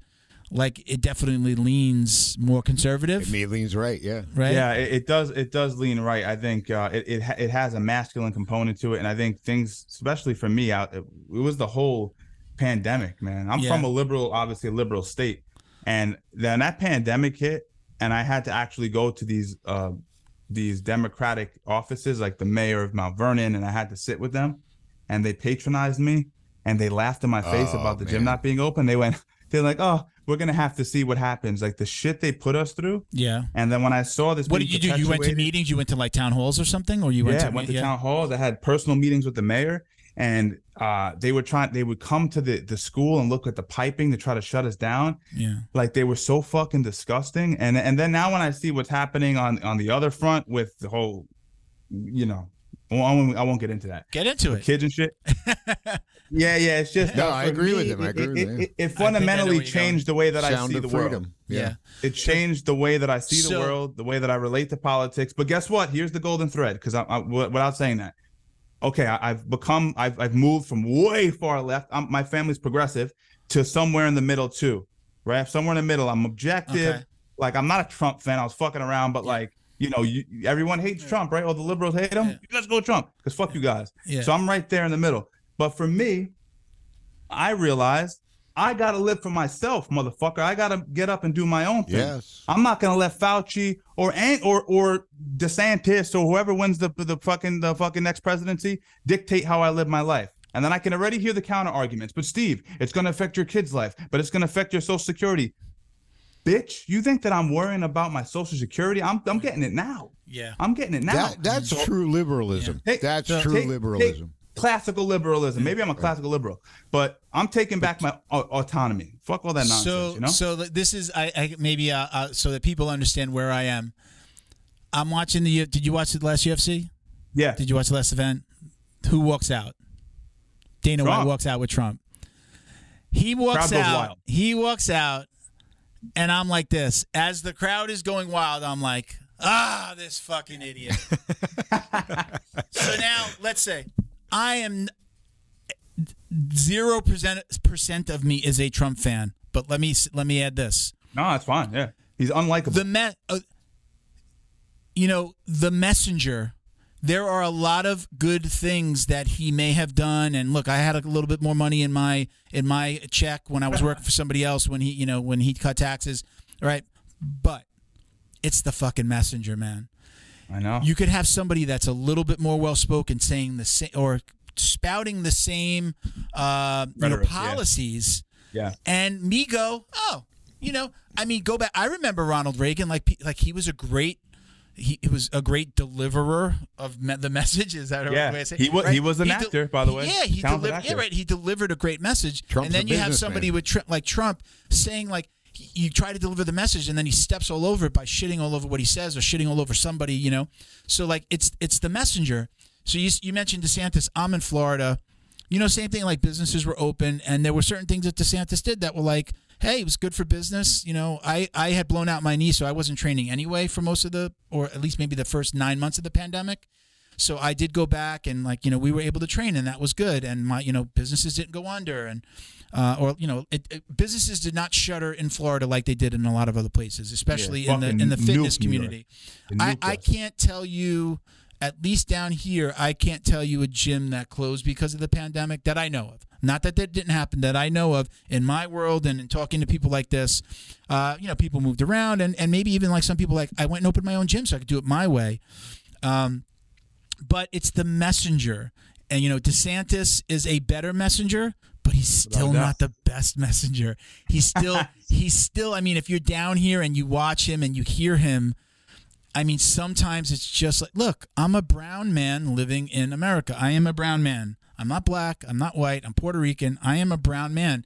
And for a big part of my life, especially in New York, I lived on Long Island, people didn't let you forget that. It was like always a thing. Like, that's the Puerto Rican guy. Then you can't. You can. That's more easily said than done. You can't. No, that's bullshit. You do, dude. Yes, that's bullshit. You can't just let go. That's who I am. You can't tell. You can't. No, that's who I let am. Shit go. Everybody. No, you can't. No, you can't. No, but that's different when you're on. If you're out in public, like if you're in a room of white people, they'll make the. I've been in the room. They make the Polish jokes, the black jokes, to this, and they feel like they could say, especially in Long Island at that time. Yeah, but that's in the 70s, 80s, and 90s when I grew up, brutal.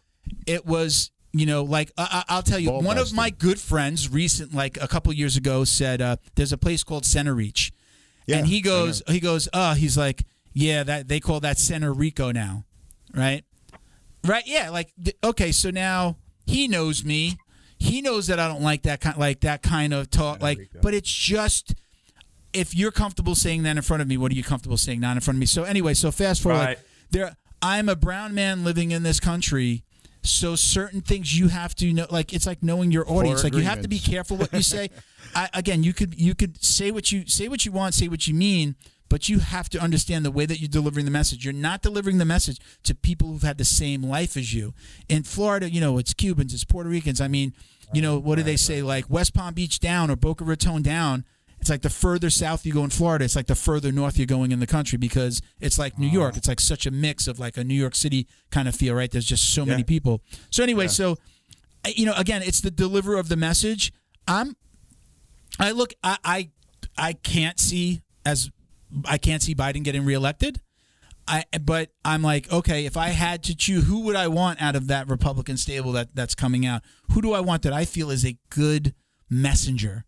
Who's going to not make us look like idiots, who's not going to say something like, I could shoot somebody on Fifth Avenue and they'd still love me. Like, you just, basically what you said was, those people are such fucking idiots that I could kill somebody and they're still going to follow me, because that's how I heard it, right? Yeah. You know what I mean? So again, that's probably the most I've ever talked about politics on this show. But for agreements, I'll say this. Here's the thing, and we can slide that over to branding and how it relates to branding, because that's all this is. Politics is just like a sort of formalized version of branding for the world stage. But the interesting thing for me is I realize that polarization is what actually gets attention. Mm-hmm. So I'll shoot this person on Fifth Avenue or yada yada, or I say something that's maybe racially insensitive if I'm a white man.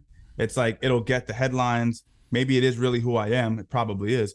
But it's enough for me to create that little bit of that rub to get the attention. And the same thing with what we do here. We're going to have discussions. We've already done it, especially for intolerant people on either side. They're going to hear something I said, something you said, and they're going to go, well, fuck this podcast. They're going to turn it off, and they're going to run around. They're going to run off. Yeah. Good. Because that's what we want. Because Milton's authentic self and my authentic self is exactly who I want to broadcast. Okay, you want to have those people. You want those people as your listeners. You want people that are. I want my tribe, and if maybe most of the people are going to watch because they don't like my opinion. Even better. So polarization, if done correctly, not racially speaking, but polarization on some level is really good. Ideological. Let me say this too. Let me say this about the kind of like the polarization. I think this will make sense. So when I was little, I used to go to Puerto Rico just about every year. My Spanish is still horrible, but I used to go to Puerto Rico just as long as I can remember, probably till it was in my teens. Like, we just went every year. It was just like we went down one like Christmas, and then my family came up like for the summer, or vice versa, right? And I would go to Puerto Rico, and like, I'm Puerto Rican. My mom's light skinned. My dad's a little bit dark. I'm darker than even my dad now.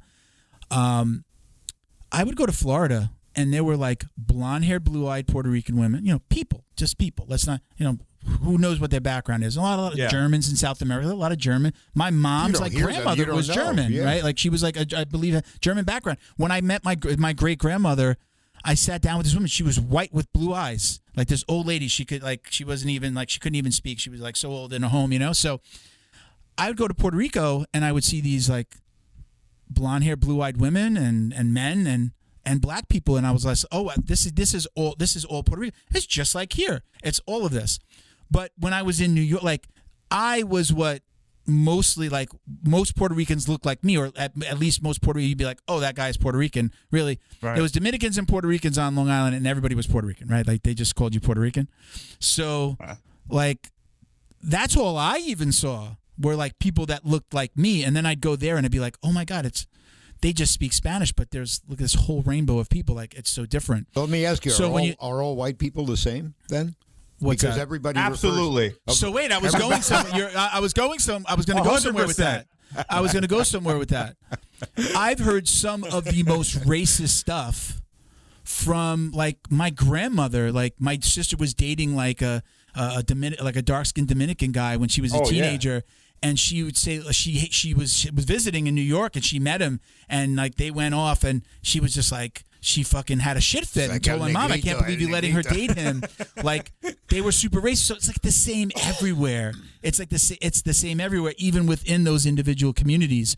So like, when you're talking about polarizations, everything is polarized. There it's polarized. Like, New York was polarized. It's polarized in the country. Like, but I think you're right. It's like, actually, I think I heard something just on the news just recently. I don't watch a lot of news anymore, but I was watching something, and somebody says, right,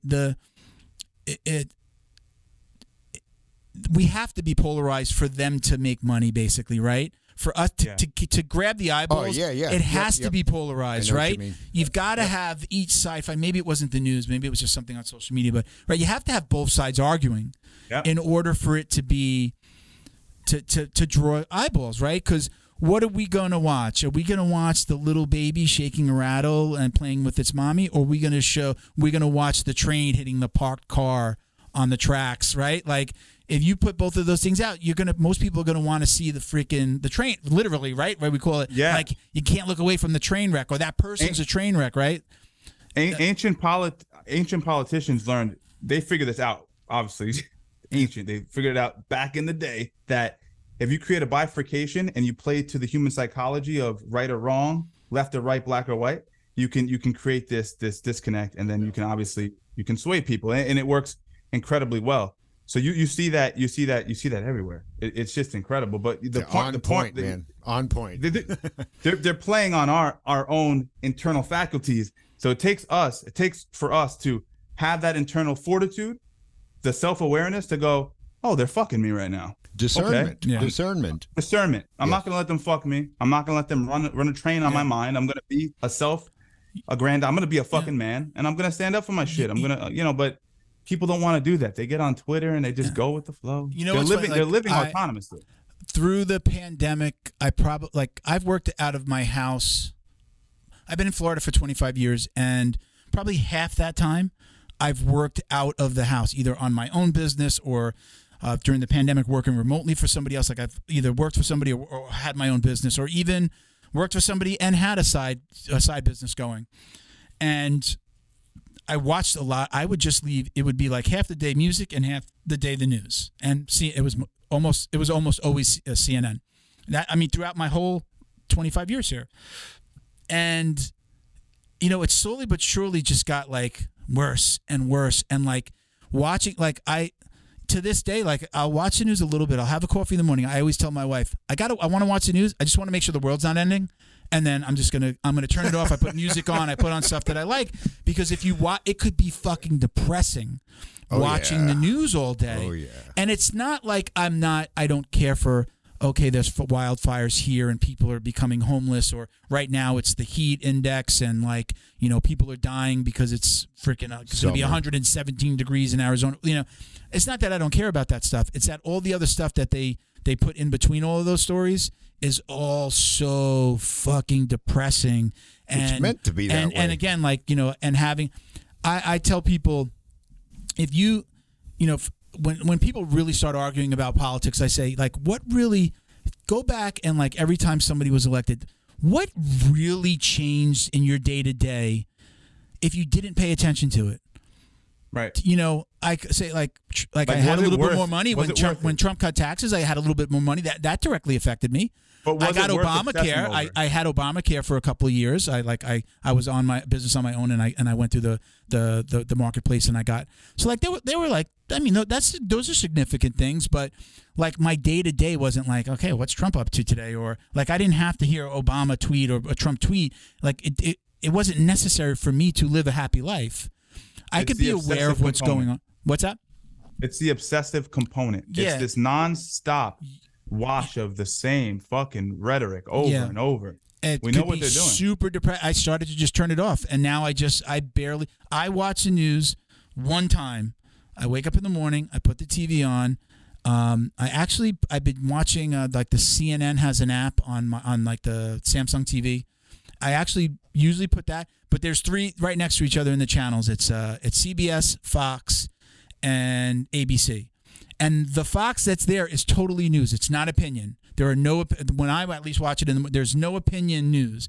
It is news. So I would always be like, I'm never going to watch Fox. It's all opinion, and it's so, again, so right, or it's so to the right, and and no, they're actually showing stories, and it's not their opinion. They're just talking about this is what's going on in the world. And on these apps, I've found that CBS, they maybe kind of, you can see that they lean left a little bit, but like the other ones, it's like, again with Fox, I find myself leaving that one on because it's not the Fox News, it's this Fox News app, and the news is just the news, so it's like bearable.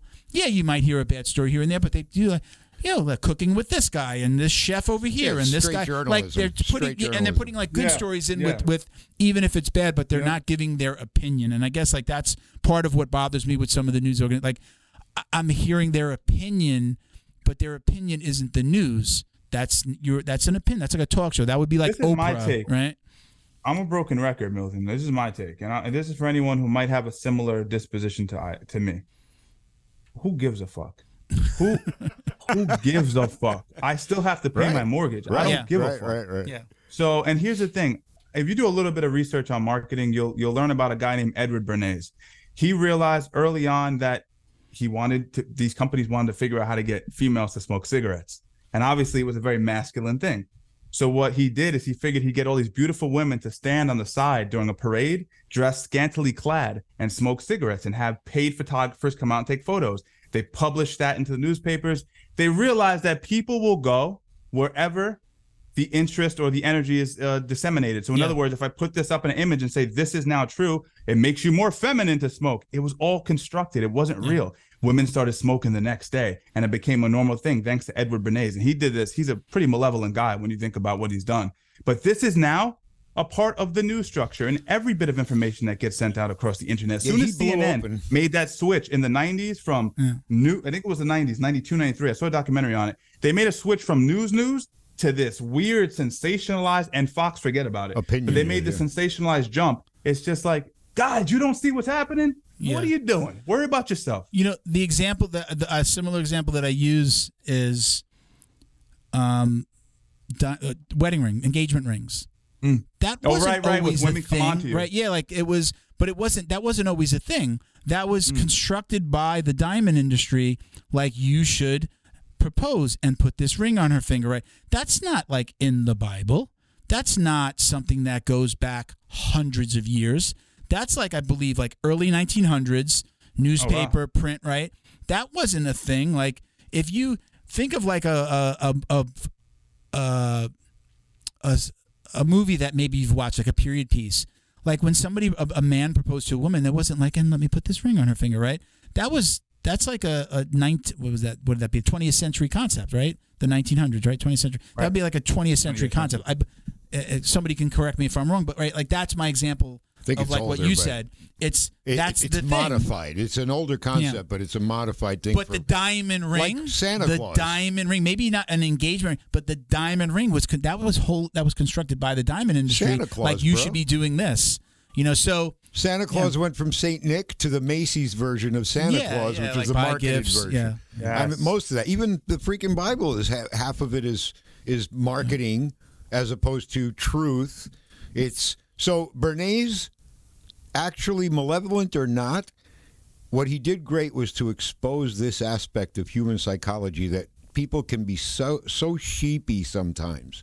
If they're not careful with their psychology and guard their minds, they become sheep of ideas. And if you just feed the idea with some boobies or some candy or some sugar. Boobies work very well. Right? Yes. Right? So, boom, you attract people and they just kind of flock to it like flies to poop. So, it's funny when I talk to clients about social media, like we handle social media, like we'll do postings for clients, and we have a program that we do. And I'll tell them, I'll say, look, like we're doing it for this reason. We're using like the social media. You're a business. We're using the address. Like every social media site, with the exception of Threads right now, like you can create a business account and have an address, right? Have your physical address on it. And now it becomes a directory and Google picks it up like that, right? But I tell them, I'm like, unless you're showing TNA, unless you're going to unless you're like showing, like, like these chiropractors that do like the back, like the cracking the back videos with the little mic on the back, like, they found this way of making their practice bigger, or using social media to make their practice bigger. Said, unless you're ready to do something like that, or there's something so interesting, or you're going to show a picture of a dentist, like you're going to put a boot on somebody's face and pull somebody's tooth out and make it like entertaining. We're using social media for the value of its like the directory aspect of that. Now you have an Instagram, it has your address, so now there's another directory with your address on it. It helps move your Google business profile up. Right? That's how we use it. But I have those conversations all the time where I say, like if you're looking to build your following, like it's not gonna build just from us putting out like the services that you offer. Like, it's just not going to move unless you're doing paid ads, or unless you're showing, like, you know, it's got to be something really spectacular. And most companies or businesses, especially the ones that I deal with, small and medium-sized businesses, they don't have a budget to be doing that or the time, right? So that's the issue. Social media is a lot different. Like, you just it doesn't grow like that. And let's go back. Let's talk about something that's kind of like, okay, this is, I think, newsworthy, and then this is a social media thing. Talk to me about your take on Elon and Zuckerberg. This whole thing with them going to fight. Like, this is like, again, like, this talk about like opposite sides of the spectrum, right? You've got like, you got like Zuck on one side, which I think most people would say like super lefty liberal, and then you've got Elon, who's very verbal and using his social media platform with really saying it, I think, a little bit more directly than maybe Zuck is. But what is your take on this whole thing as somebody that understands fighting and jiu-jitsu on top of it, besides the politics or like this and the news of it? Talk to me about the whole thing. Give me your thoughts. Yeah, so if we don't want to get into the fact that I believe that this might be some weird psyop that's going on, but we'll get I agree. Who's telling me? Like, people call Zuckerberg a CIA agent. Was that you, Bo, that said that last time we were here? The CEO of Anheuser-Busch actually was a CIA agent for 5 years. Clandestine ops. Yep. Okay. Wow. All right. Let's toss it to. Go ahead, Steven. Go ahead. I didn't mean to Well, interrupt. for me personally, I'm not a huge Zuck fan. Just the way that he handled our information on Facebook, he's had so many flubs with that. It's a little creepy. And now he's doing jiu-jitsu, and he's like hanging out with Adesanya and like on boats all weird and shit. Like, what the fuck is going on? I don't care for the guy. It's weird to me. Pretty sure he's a lizard, but Elon Musk, though. Elon, I gotta rock with Elon because Elon, I'll tell you why. Because Elon is obviously in the Danaher squad, George St. Pierre. These are my mentors. Yeah. All right. So I'm rocking with Elon thoroughly. Now, what I will also say is, who do I think is gonna win the fight, though? Yeah. Elon. Zuck's gonna beat that ass. You think? I'm gonna tell you why. Zuck is shredded right now. I saw him with his shirt off. He's dented up. He's diced. And not only that, he's competing. Musk. No offense, Musk, you're looking fat. You're all out of shape. You don't look conditioned. You He's way older. Drinking. You got 900 kids. Yeah, it's like everything's all over the place. He has too many moving plates. So if it was me, if I'm voting, I'm putting my money down, even though I definitely ride with Elon over Zuck. Zuck's going to win. Zuck's going to beat him. I think Zuck, but do you think that it would actually ever happen? And do you think it benefits anybody? Reptilians are strong. No, it's complete. It's two billionaires playing with our attention. Like, I don't give a fuck what you guys do, man. Like, you want to make believe you're a martial artist for a few weeks? You're bored of being a billionaire? Okay, cool. Tell me, though, that I don't know if it was the very first response, but Zuckerberg's response. Do you know what his response was? No. Basically, like this, like Elon said something, or maybe started training. He said something about fighting, and what Zuck send location. Yes, yeah. Which was who? Do you remember who did that? No. Elon. Oh yeah, no. Khabib Nurmagomedov had said that to Conor, right? Conor was talking all that shit online, and like in what would be broken English, I guess, or like send location, send location. The fact I would ride with Zuck, not because of the politics of it, not because of who he's training with, because I have in my mind, unless somebody, maybe somebody told him to say that, the fact that he knew that and what that meant, and the fact, like, you see him at the UFCs now, like they did that one closed session at the Apex, I guess, for him. I think there was something behind that, though. I think they're developing like the AI. Well, I think they're doing. They were trying to develop like some AI or some virtual reality stuff, maybe to watch fights, like they've been doing with the. Cool. I think maybe they did that close thing to be able to do something to kind of test or work on something that they haven't told us about yet. But the fact that he said that and he knew what that meant, if he really truly did, that's why I would ride with him, because I feel like he's a fan. He's training. He's not just training in one discipline. He's throwing hands. He's doing jiu-jitsu. He's in good shape. Like you said, he's competing. Hats off to. And imagine showing up at a competition. You're Mark Zuckerberg, and pretty much half the population hates you. We know in the jiu-jitsu world, people happen to lean a little bit more conservative, right? where like, there's a lot of gun nuts and cops and military, right? You just, it just leans a little bit one way to show up and to get on the mat and for people to be like, you really put yourself out there, because if you fucking shit the bed, the internet's never going to let you fucking live that down. And that's why I don't think they'll ever fight, because from a PR perspective, this is... It's somebody loses tremendously. Like you're gonna lose, like market share, market cap. Your stock is gonna go down. Like you can't do it. Like you can't. You would lose. It's a PR person's. It's a nightmare scenario, because if you lose, you are now the joke of the internet. And then how you lose? Imagine Zuckerberg holding Elon, and Elon's getting choked out, and there's spit drooling down. Like that's gonna live forever. It's a PR. A fucking person's not. It's a nightmare, and it would be. They would be stupid to do it. Yo, Mid-Journey, that image. What's that? Of Zuck choking Elon out, and he's got drool coming. How many times people want to fight like Rogan or who's Blade? What was his name? Wesley Snipes was gonna. That was Wesley Snipes, right? Like they were. It's a lose. It's especially if one person's just better and training more. It's a lose for the other person, because you're walking into a situation where you're going to lose. This isn't a like, hey, you don't lose, you learn situation for like the normal guy. You lose. You lose a lot of face. You lose fucking followers, money.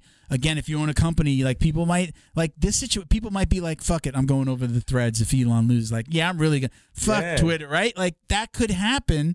Even if they like Elon, it's like no one wants to be associated with a loser. It's just human nature. Yeah. So I understand that. But for me, it's like I see two guys that have a boatload of money. They obviously have really high intellects.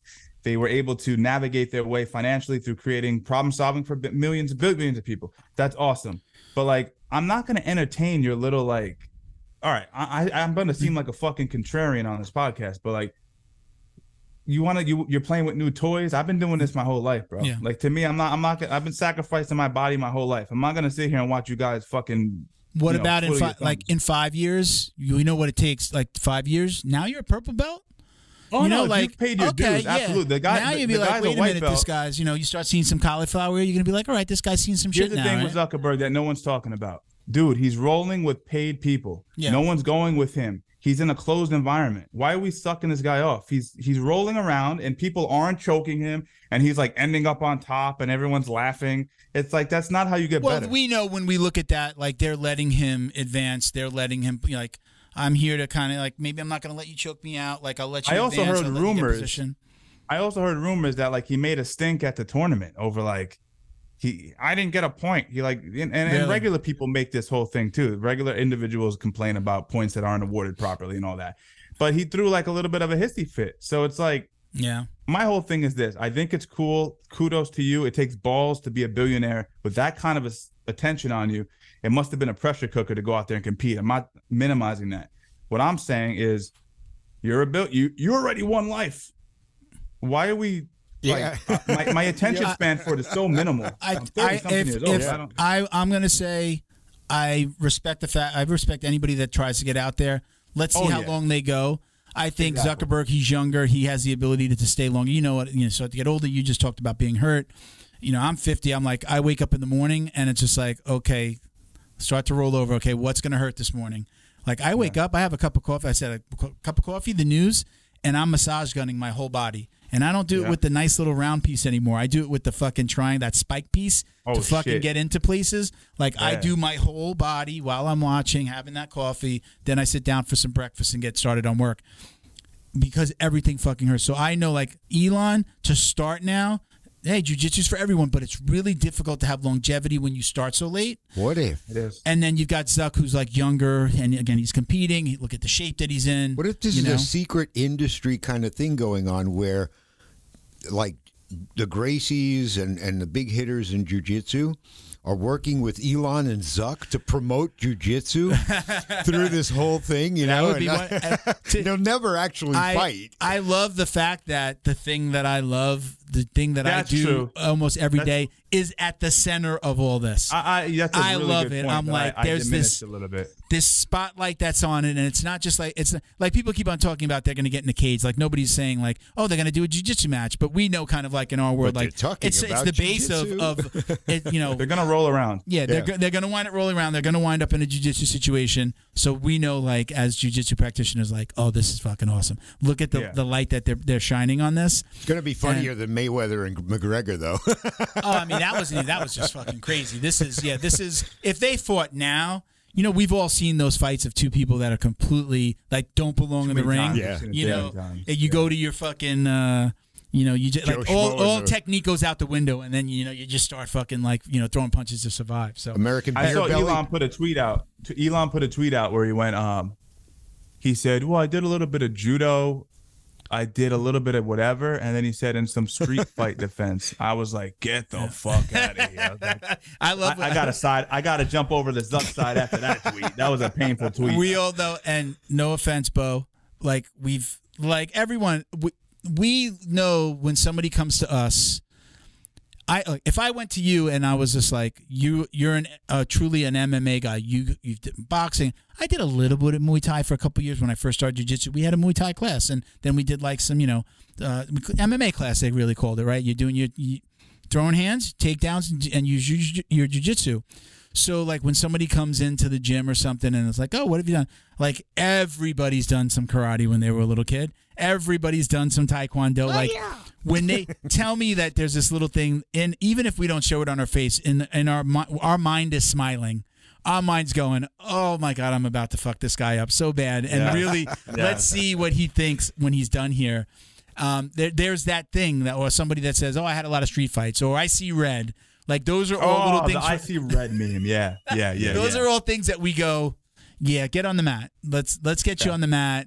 And unless you practice how to fight, even if you fought at some point in your life, if you don't practice it, it's a skill. It's a skill that you can lose. It's a skill that you have to refine again, that you have to, you've got to dust off those gloves and put them back on to kind of get that feel again. Because if you're somebody who trained for 25 years and then stopped for 25 years, and then, you're fighting somebody who's just been training for 5, that guy's going to give you a hard time. He's actively training. His that like we call like invisible jujitsu, or the muscle memory, right, is really what invisible jujitsu really is. It's the muscle memory. Like it's just happening without you really realizing it sometimes when you're rolling around. Autopilot. Like, your body goes, oh, I know where I am, and I'm rolling, and you're pushing. Listen, I can just look at Elon, brother. I look at him. You're built like a bag of milk. Like he's done. You're done. A bag of milk? I've never heard anybody say that before. I like that, though. He got tits. He looks horrible. It's like, let's give him some time. Looks like he had the kids. Rogan will get him on some TRT. There we go. Rogan will get him on some TRTs and be like, listen, if you're really going to get in there with Zuck, we need to do this. He does look strong, though. He's big. He's a big dude. He's big. He's a big dude. Looks strong. He's a big dude. Imagine if he trimmed down, I'd give him. How old is he? Is he in his 50s? I don't know. 50s, right? Yeah. He's like a flabby bull. I got a couple of listener questions for you, and then we'll let you go. Yeah. We're running long, so I don't want to keep you forever. So we had Michael Alvarez 22 on Instagram says, high reps or heavy weights in the gym, and why? High rep? I'm sorry, one more time. Yeah, he's talking about lifting. He says high reps or heavy weight in the gym, and why? Well, I don't say this or that. I think that's a flawed way of looking at it. Everyone looks at me. If you watched me train in my comeback at 32 years old, after 12 years of not competing, a lot of what I did was high rep stuff for competition, and it really did. It helped me tremendously. Yeah. What I do now, as I actually went down, I would always do 25 reps per exercise, and then I would do bands and the conjugate method. But now I do super heavy majority of the time because I'm after certain things. So if I was competing, I'd probably stick with a majority high volume situation. But if you're looking for bone density and you're getting older and you want to just stay active and stay in good shape and look good, I tend to lean like heavy a lot of the time, and then I'll dice it up once or twice a week with high rep. But this is the thing. I lift every day. I lift 7 days a week. My thing is this. Don't get married to either one. The bodybuilder is going to say, do it this way. The power lifter is like, you got to do this. Absolutes, and right? Again, absolutes. I hate absolutes. Back to the point. Fucking drives me nuts. So, I would say the same thing, just a little bit differently than you're saying it. But for me, if I want to win in the gym, I'm not competing and I'm just like in the gym, high reps, get big, get large, like smash everybody in the gym, which you shouldn't be doing anyway. But I'm saying, right, high reps is going to give you that. You're going to be heavier. You know, you might get tired. You'll be able to like stall a little bit. If you're going to compete, then high reps, I would say stay a little bit more lean. You'll be faster. Yes. I don't know about like the lactic acid with big muscles and stuff like that. Like you want to be lean, you want to be trim, you want to be fast, you want to carry a little less weight if you have to for your frame. So that's how I would say it. So okay, so we have another question. It says this obscene cuisine. That's the Instagram handle. He said, my question for Steven: what does he think will be the next big revolution in jiu-jitsu or MMA? And by revolution, I mean things like how the rear naked chokes went from pushing behind the head with the non-choking hand to hiding it behind the back, right? So we're talking about like, you know, going like this versus, you know, that putting it on your shoulder. Like that's a real subtle thing, Yeah, but I'm not asking him about subs in particular. Can be anything from takedowns, sweeps, escapes. So what do you think the next big revolution is? I think something that should be utilized that's not getting utilized is cradles. I think when you're getting into fights where there's no you're sweating and whatnot, I think the use of cradles is a really strong tool for you to slow the pace of the match down, make your opponent less athletic, and then slowly start to work your game. And I've had this discussion at length with Danaher, and he's never verbalized this publicly, I don't think, but I've been, even before I got back in there with him, like I was huge into using cradles and teaching those. I have my own system for cradles that work well for MMA. Okay. That's number one. Number two, slightly more sophisticated, is I'm a huge fan of Oshiro X guards or leg entanglements where your head is positioned behind their back for MMA. So they say leg locks don't work. Well, one is you're going for outside ashigarami positions with your foot on the hip. Yeah, he's going to peel the heel. I'm going to smash your head in. But if you bring that foot across the hip, you create reaps. You turn the orientation of his upper body. It's harder for him to strike you. But we can do one better. We can create leg entanglements where a head, and we call those Oshiro positions, where my back is positioned, my head rather is positioned towards his back. That gives me backside attacks for leg locks, but it also gives me off balances where I can play from there with my head. If you can visualize an X guard where my head's behind his heel, as opposed to in front of his foot and shin, that gives me the ability to now attack my legs, wrestle up, sweep, but not have the fucking downside of like, he might just crush my head in. Right. Exactly right. So I would say that Oshiro-oriented or rear X-guard leg entanglement positions and the use of the cradle. Right off the top of my head, I raised my hand with cradles because I've been using cradles a lot. I hadn't for really a long time, but we do we do a lot of Z-guard and lockdown. And like my coach has a really good little system from lockdown to like to a sweep, once like letting the lockdown go and then sweeping. So it involves like, right, you got to kind of dive under. You're gonna grab a leg, maybe you get really close. So I just started going, oh wow, your head and your knee are really close, and doing cradles from there. And then they wind up letting something go, and then I just put a little bit of weight on them and then push them over, and then now I'm inside control. So I've been using it a lot lately because of that. Not that I did it all the time, but I did wrestle a little bit in junior high, and I feel like even though that's like feels like such a long time ago, I still use some of those little things, just little tidbits, and a cradle is one of them. And I've been doing, and some of my training partners are like, what the fuck? Like, they don't realize what's going on because now all of a sudden they're stuck. They're trying to like extend and, you know, extend the, now they can't extend the leg and keep the lockdown. Love it. Cradles are like one of my favorite things. I love the cradle. The cradle from Z-guard's cool because if he overextends to try to break your grip, he gives you half guard. Yep. If he stays balled up, you backstep and pass the side control. So you got a good system going. Yeah. It's awesome. I love it. I love it. So, all right, those are the two questions that I picked. We had a couple more, but again, they usually fall into general. I don't know if we were doing this when you were with us originally, but we weren't. We do this. We have a segment called The Drill Down. That's our super, our sound effects. So we have like some of the general questions that people ask. I probably had a couple. We didn't call it the Drill Down. I probably did this with you. So I'm just going to go down kind of like some of the most frequently asked questions. And, we can go a little faster through these, or you can elaborate, completely up to you. So preference, gi or no gi? I train more no-gi at this stage in my life, but I think as I get older, I trained at a time where you had to do gi to get your black belt. So I'm a gi trained athlete, but I've kind of moved away from it as I've gotten older, but I think it's going to be a full circle situation where as I get older, I'll probably train more gi and slow things down a little bit.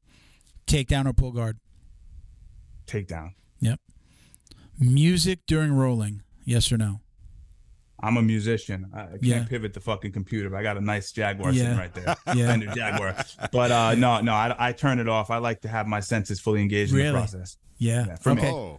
See, I love. I didn't expect that. We did an open mat last night, and it was funny because he doesn't like on the weekends. My coach will put the music on a little bit louder, like it's usually because we have like a little bit instruction, but then on open mat, so it's usually like 2 hours, hour of drilling, and then an hour of just an open mat. Now during my classes, I would put music on a lot of the time, very low. So it's not that I wouldn't do it for a class. It's just for me, if I'm going into a room, I have a weird perspective on the way I like to train. Last night, man, he was playing like some freaking dance music and some Brazilian like electronic music. I was loving it. I love it. I love it. And I've always said like I like when if it's a song that I know and like I know the words. If I'm in an advantageous position, or even just I joke around I always talk when I'm rolling. I'm always joking around, whether I'm getting my ass beat or I'm beating somebody. Like I'm talking, I'm joking, I'm saying something. So I love when it's a song, especially if it's like an uncomfortable song for a grown man to be singing to another grown man while you're like on his back. I love those, and just like to start to sing the words. I love it. Yeah. It makes everybody uncomfortable. And honestly, like there's a little part of it when I'm talking during a roll that throws people off, and they lose. They're like, "What is he saying?" And then like they're concentrating on the words and not on where we are. WAP. So I kind of like mess with them a little bit. It works. You're singing WAP behind them? Do you are you still you're putting out content? Are you watching a lot of stuff? Do you watch like instructionals? Do you watch jiu-jitsu videos? Are you looking at what other people are doing for your training, or do you not watch other people's stuff, or is it more research now than anything for your own content? It's more peripheral for me. I'll see someone's stuff if I think like usually a lot of time it's wrestling more than jiu-jitsu, but I'll see cool stuff. I saw Lachlan guy was doing something recently that I liked. But yeah, I'm not like outwardly going for it. A lot of what I'm doing is, what I learned from my instructors. We go and we study the past, and then we try to apply that to problems that we're maybe facing now in martial arts and just reconstruct it in a way that's applicable. So I have a different approach to it. But again, peripherally, I'll see stuff. If I like it, I'll drill it. Do you have anybody like favorite people that you watch or favorite competitors that you like to watch? If they're I know you said before, like who's really putting out great content? Is there anybody that you would watch? Competitors?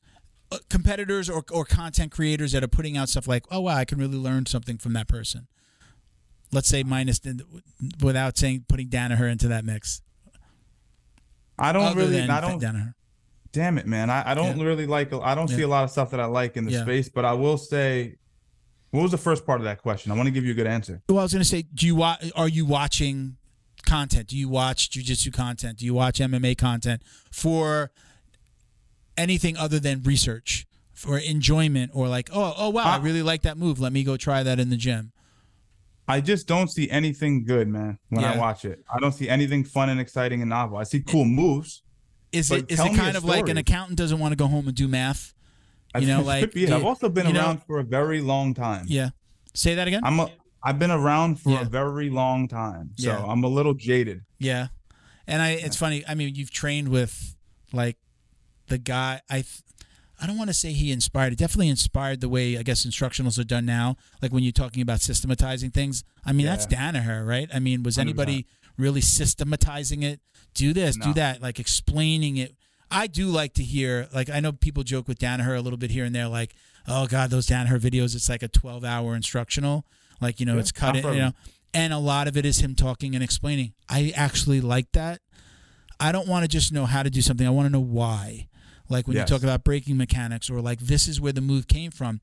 It's a way for me to digest the information and kind of catalog it a little bit better. It's like when I listen to a song, I might hear a song and I'm just like, but then I see the video. And then I'm like, oh, and then somebody goes, my daughter might be like, oh, you know why she made that song? Because she was in a relationship with this guy and he blah, blah, blah, blah, blah. Yeah, and context is important. Right. Like but now I remember the artist, the name of the song. I start remembering the words. I don't change it when it's on the radio because now I'm consuming it a little bit differently because I have all that context. It's the same way with jiu-jitsu moves. Like if you give me a little bit more explanation and we're talking about it a little bit longer, I can digest it. And again, my mind will catalog it differently. I guess it's like the whole like hearing something, listening to something and watching something, right? You can learn better if you're, like reading it, watching it, and hearing somebody explain it versus just here's this book on how to do it, right? Yeah, you have multiple senses, right? So and that's the way I like to learn. So I watch a lot of stuff. Most of the time, it's just like I'm not really going to YouTube and like watching instructionals. I go to YouTube to watch, like maybe see what a guest is up to, maybe because I'm going to have them on and I want to see if they've had other podcasts or what's new in their life. But most of the time, I'm following them on Instagram, so like I'll see it through there. But I do love Brendan McCatherine. I think his stuff is super on point. I get other people have kind of done variations, but he does the 1 minute jiu-jitsu hack.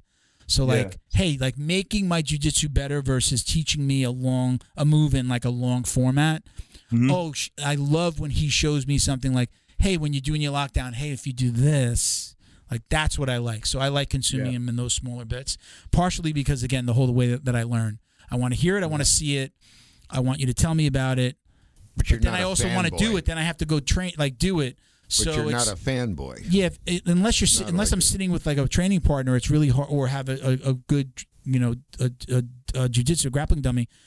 It's hard for me to watch an instructional without like literally having my partner next to me, like, all right, dude, let's try that.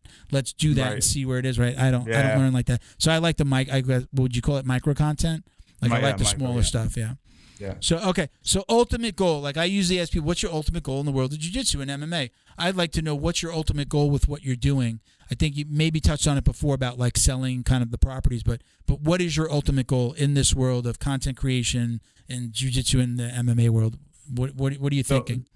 I brought up that AI stuff and what I'm doing underneath that as just a means to hopefully help people in the space monetize and think outside of the scope of I have to be this person because I like jiu-jitsu. So that was, I wasn't even going to bring that up, but that's good value. But realistically, none of that is my life goal. My life goal is 100% to build the man that I want to be, to build the man that I'm proud of, and give him to the world, offer him off. All I want to do. That's all I think about. I get up every single day about how can I. If you watch my stories, you'll see that I'm really the guy that I'm saying I am. I wake up every day. I'm accountable to my people. I answer every single DM. When I was going through that big growth before my injury, I didn't answer a single DM. I didn't even talk to my friends on DM. They had to text me. I was completely isolated. I learned so much about myself. My whole goal is to give everything away. And any jiu-jitsu guys who are like, well, I don't want to give too much away. No one's going to buy your shit anyway. This is how you get people to buy your stuff. You got to give away all the information, but sell the implementation. So for me, I'm 100% giving away myself to the world every single day to become a better boyfriend, a better son, a better man. And I'm going to do that till I die. I'm going to master my habits until I die. Everything else, I don't give a fuck about. It's a byproduct. Talk to me about it when you talk about answering every DM. Excuse me. Sometimes it could, I'm on way smaller following than you. And it gets difficult. It's not difficult to answer somebody, but it's difficult when that turns into a conversation and a back and forth. It gets a little hard. And maybe for me, it's like, this is one of my jobs. I have a marketing company that I run. Yeah. And then I have, has become part of the business. The way that it's become part of the marketing company is that sponsors have become clients and clients have become sponsors. Unintended consequence. You have a podcast? Mm-hmm. Hey, what does it cost? Hey, can I do that? Can we put the thing? Yep. And blah, blah, blah, and then and vice versa. Hey, I'm sponsoring the podcast. Oh, you build websites? Hey, could you help us with our website? And then that happens, right? But like, again, unintended, but it definitely it has happened. But how do I get to those people? Like, how do I? How do you does it turn like? My point there was like, I don't feel like I have time in the day to wind up having conversation, like a little heart on something. Sometimes as impersonal as I feel that is, I give them the heart, let them know that I saw the content that they sent me or the comment that they sent. Is that not enough? Am I doing a disservice to my listener or to the follower? This is what I do, and I suggest a lot of you guys do this. And you look at my comments. I don't answer a lot of people back in my comments because it's like, oh, the white guy's beating up the black guy, and they make it racial. It's like, dude, you're a simpleton. I'm not engaging in that content, in that comment. But people will DM me stuff, and they'll send me a reel and say some really low IQ statement about the reel. Whatever they want to share, it's coming from a good place. I don't answer those. Yeah, you know. So just to be clear, but I got people that are talking to me about how to improve in this way. How did I get to where I am mentally, physically? Those things. I got an email, I got a DM the other day about a person who this individual loved very closely committed suicide. I get those more than you guys would realize about, like, because people feel like they can open up. They think they know you, similar to what we were talking about at the beginning of the podcast. So my whole thing is this: I'm going to make the time for those people. I'm always thinking, I don't give a fuck about myself. I take care of myself in the morning so that I can be there for who I need to be there for. I'm autopilot. Like this experience talking to you has been great. We've been going for 2 hours. I'll go for another 5, and I'll just keep going because I'm in flow state. I'm not thinking about Steven. I'm thinking about the listener. And I just try to do that every day, Milton, as purely as I possibly can from the bottom of my heart. I just want to help people, because every time in my life, most of it, where I didn't give people what I know I could have given them because I'm a selfish, self-driven, A-type personality with a big mouth and a lot of ego, I was miserable. My life went to shit, hundreds of thousands of dollars. I was miserable. So I said, you know what?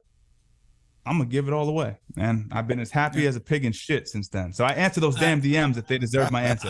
I had this conversation with my daughter yesterday, and I'll just say this part. I won't go into the whole conversation, but we were talking about, like, basically like power of the secret, or really karma, like putting out good energy. Yes.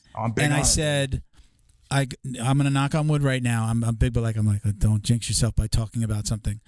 But I told her, good things happen to me when I treat other people well. With the business, we over deliver for every client. She's like, but they're not paying for that, right? Like I'm training her, so she's new in the marketing world. She's 30 years old. Right, she's a teacher. She's new in the marketing world, so I'm telling her, I'm like, no, I'm never going to have a client come back and be like, oh, but you didn't do this. I'm like, that never happens. But at the same time, I'm never going to give them the opportunity to be like, oh, but you fucked this thing up.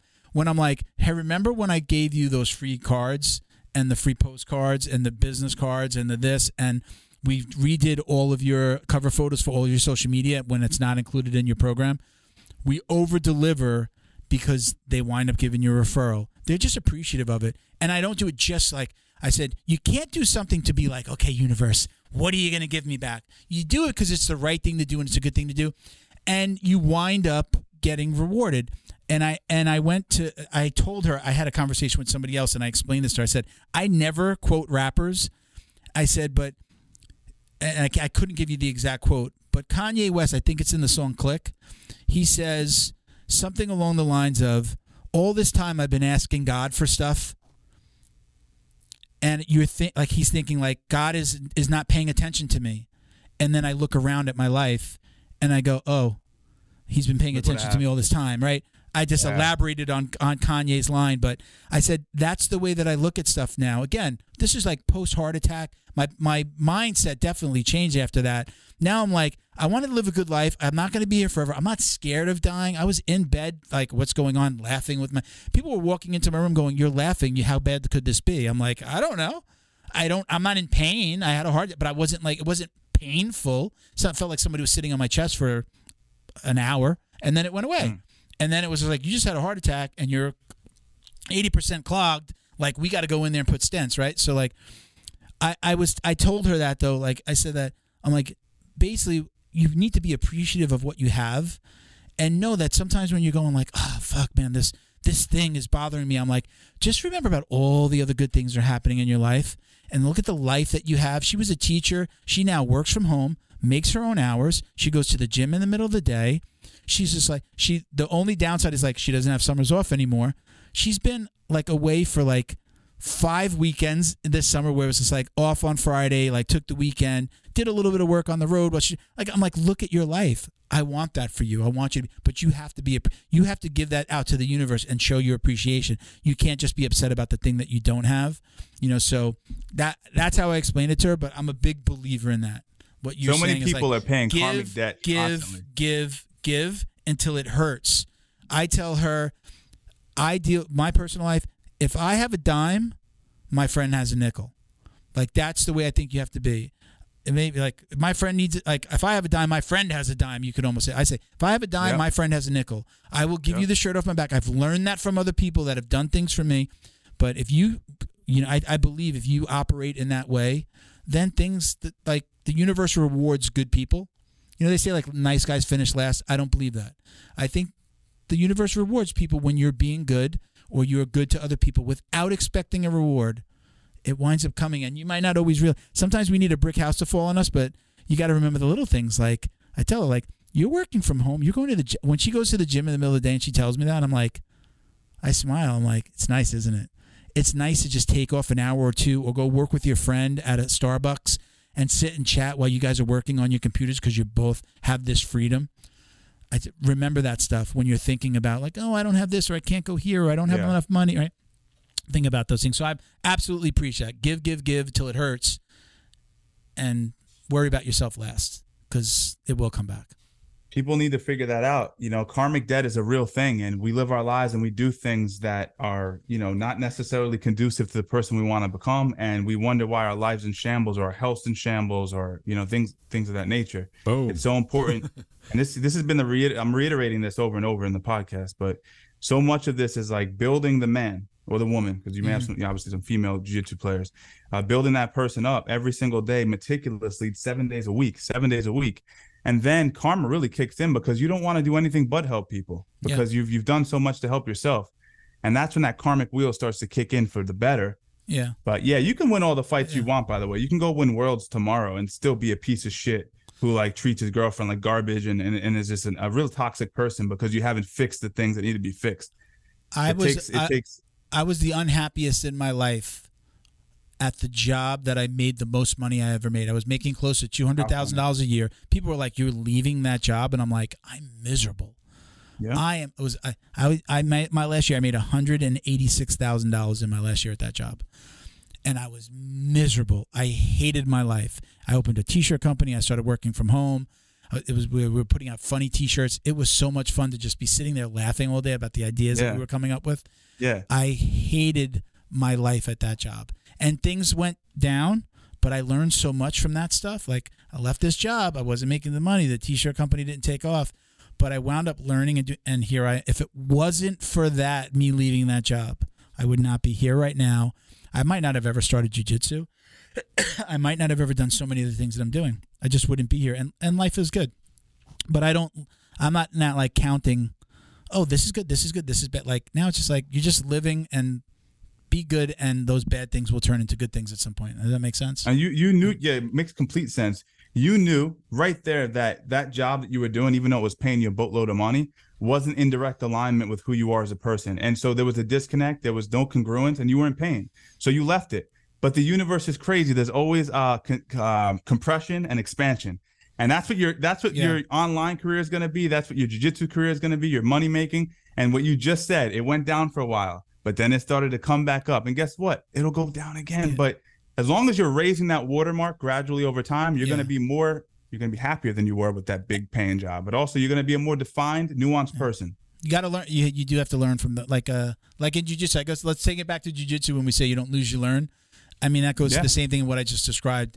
I lost, and in the moment, I didn't know that I was learning. I was just like, fuck this, like, fuck my life. Like, I had somebody hand me the DVD, the 1 hour DVD or 1 hour or so of The Secret. It changed my life because I realized the energy that I was putting out was the energy that I was getting back. If you're an asshole, you're probably going to have asshole friends, right? 100%. Or, if you're a good person, you're probably going to be attract good people. There's another way somebody else puts it, like you are the, what's the word, not collection, but if you show me your three best friends, your 5 closest, exactly. Right. Like, you are the closest friends you have. Like, you are made up of the people that you keep around you. So if you hang out with a bunch of assholes, you're probably also an asshole. You're not most the good guy in that group of assholes. Yeah. You hang out with good people, you're probably a good person, right? No, you become one. I mean, it's just like, I'm only surrounded by jiu-jitsu people. Other than Bo, I think Bo is the only non-jiu-jitsu person that I speak to, and he's involved with this. So he's like guilt by association. He's a jiu-jitsu guy because he does the podcast. But my world is surrounded by everybody that I talk to is some way, shape, or form related to jiu-jitsu. My wife does do jiu-jitsu, you know? What you said is spot on.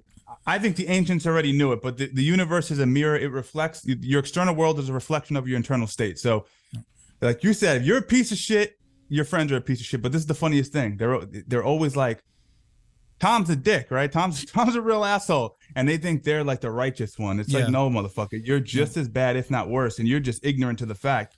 But that's why, guys, clean up your shit. Get your accountability. Get yourself clean. I'm never pointing that finger like that guy's an asshole. I never say like that guy's an asshole. I'm just like, okay, to me all the time. No, that guy, in my mind, I might think that guy's an asshole. So instead of telling everybody that he's an asshole, I'm just like, well, I'm just not going to associate with that person. I'm going to be over here. Yeah. You know, so.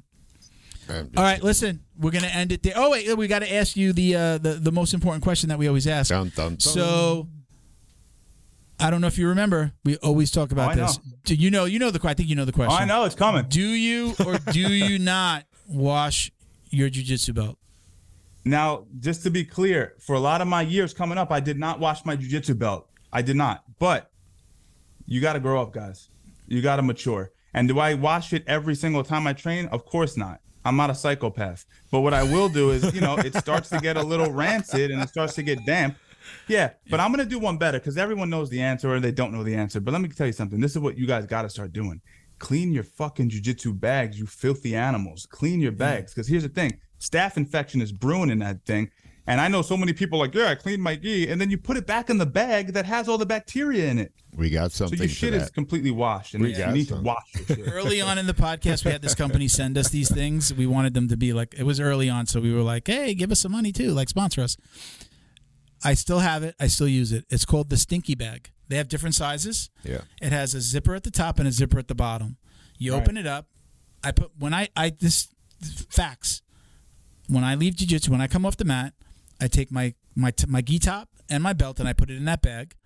Sometimes I change. Sometimes I leave my gi pants on, jump in the car. I actually put a towel down and I jump in the car and I go home and then I take it all. That Stinky Bag, I close the zipper on the top, but when you open the one on the bottom, this mesh bag falls out and there's your stuff.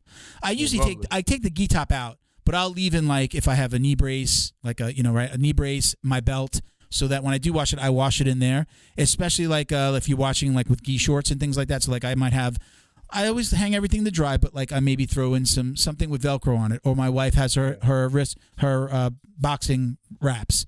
And they have the Velcro on it, so putting it in that bag, it doesn't get stuck to everything, but you just wash it right in that bag. So for like the smaller stuff that I put in there, I leave that in the bag. I always take the gi top out because it's folded up. It's not going to get really clean in my mind, so I throw that out. But that's what I at least take it home like that. So then I take that whole bag and put it inside of my gym bag, so it's actually clean. So I still like that. They didn't sponsor the show, but Stinky Bag, check them out. It's kind of cool. They came out like during COVID, I think is when they picked up. At least that's when we got with them, because they were like scrubs. They were telling doctors and nurses, use this bag, put your scrubs in there. If you're leaving, if you're changing at work, put your scrubs in there, and then just throw the whole thing in the wash, so that you're not handling that when you get home or bringing that into the house, and keeping your stuff on. Put all your scrubs in the bag, and then just pop the whole bag in there. So anyway, all right, so.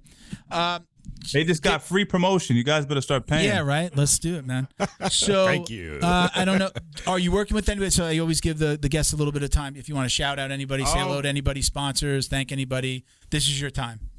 Yeah, well, you guys know I'm on Steven Strangles all over the place, or Steven Strangles people. I have a newsletter called the Fight IQ Report. It's completely free. I put out both psychological, the mental components and aspects of not just fighting, but being in life in general, being specifically catered towards men.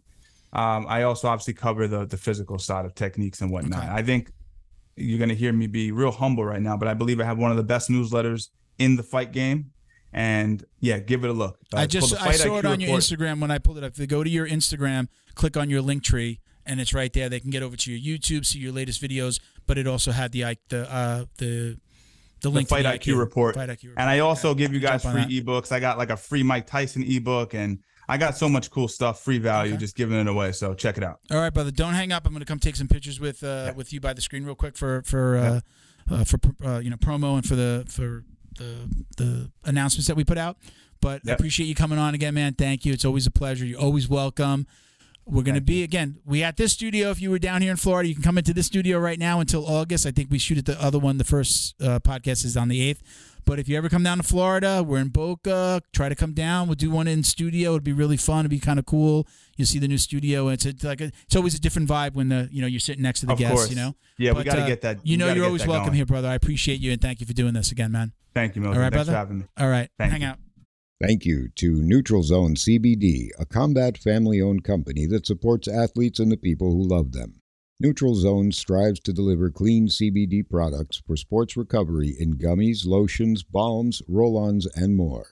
After a competition, a hard rolling session, or a tough day on the job, Neutral Zone has a product designed to help you reduce inflammation, increase cell rejuvenation, and may even help with aging joints. Visit NeutralZoneCBD.com and get 25% off your order with code JJD. And follow them on Instagram too, at MyNeutralZone. Jiu-Jitsu's favorite monthly subscription box has now joined the Jiu-Jitsu Dummies podcast. The BJJ box is delivered to your door filled with premium jiu-jitsu and grappling apparel, equipment, supplements, supplies, snacks, and more. The crew at the BJJ box find the best in the world of jiu-jitsu and guarantee every box to be worth more than the cost. Each box includes 4 to 7 items you're going to love. Visit thebjjbox.com and use code JJD10 to get $10 off your very first box. And give them a follow on Instagram at thebjjbox. Special thank you to the crew over at Flow and Roll for all their support. Flow and Roll is renowned for their incredible no-gi rash guards, shorts, and leggings. Flow and Roll has quickly become the premier custom apparel provider for academies big and small throughout the United States. Reach out today to discuss your custom order and ask about their incredible pre-order program. You can send an email to flowandroll@gmail.com or visit their Instagram at flow_n_roll and shoot them a direct message. And yes, they can create an awesome custom gi for your academy as well. Visit flowandroll.com to check out their awesome designs, and while you're there, pick up a Jiu-Jitsu Dummy signature tee exclusively at flowandroll.com. And remember, you'll get 20% off your purchase of t-shirts, rash guards, or gis with code JJD. All right. All right, man. Very cool. Dude, he's really cool, man. He's so smart. He's really, really smart. Yeah. He understands so many aspects, not just the sport, the business side of this. But what he's done with developing his content shit. Yeah. Dude, he's figured out. This is like going to Vegas and figuring out like the formula to winning at roulette tables or something, which is impossible. Yeah. Usually you got to go find a mentor. Yeah. To help you with content production and what are the steps? What's that secret? He figured it out. Well, I love having him on. He was the reason why we got onto TikTok. So I take his advice and what he says to heart. So he's legit. Thank you again, Stephen, for coming on. Where are we? Thank you, Stephen. Appreciate you coming on. Thank you so much. High value guy, man. I recommend our audience go follow him. Man. Yeah, definitely. Yeah. Was it at Stephen Strangles People? Yep. We'll have it up on the screen. Yeah, we'll have it up. And I think he also has maybe some of his pages are Stephen Strangles, but I know his Instagram and his YouTube are both Stephen Strangles People. People. Pretty easy to find, yeah.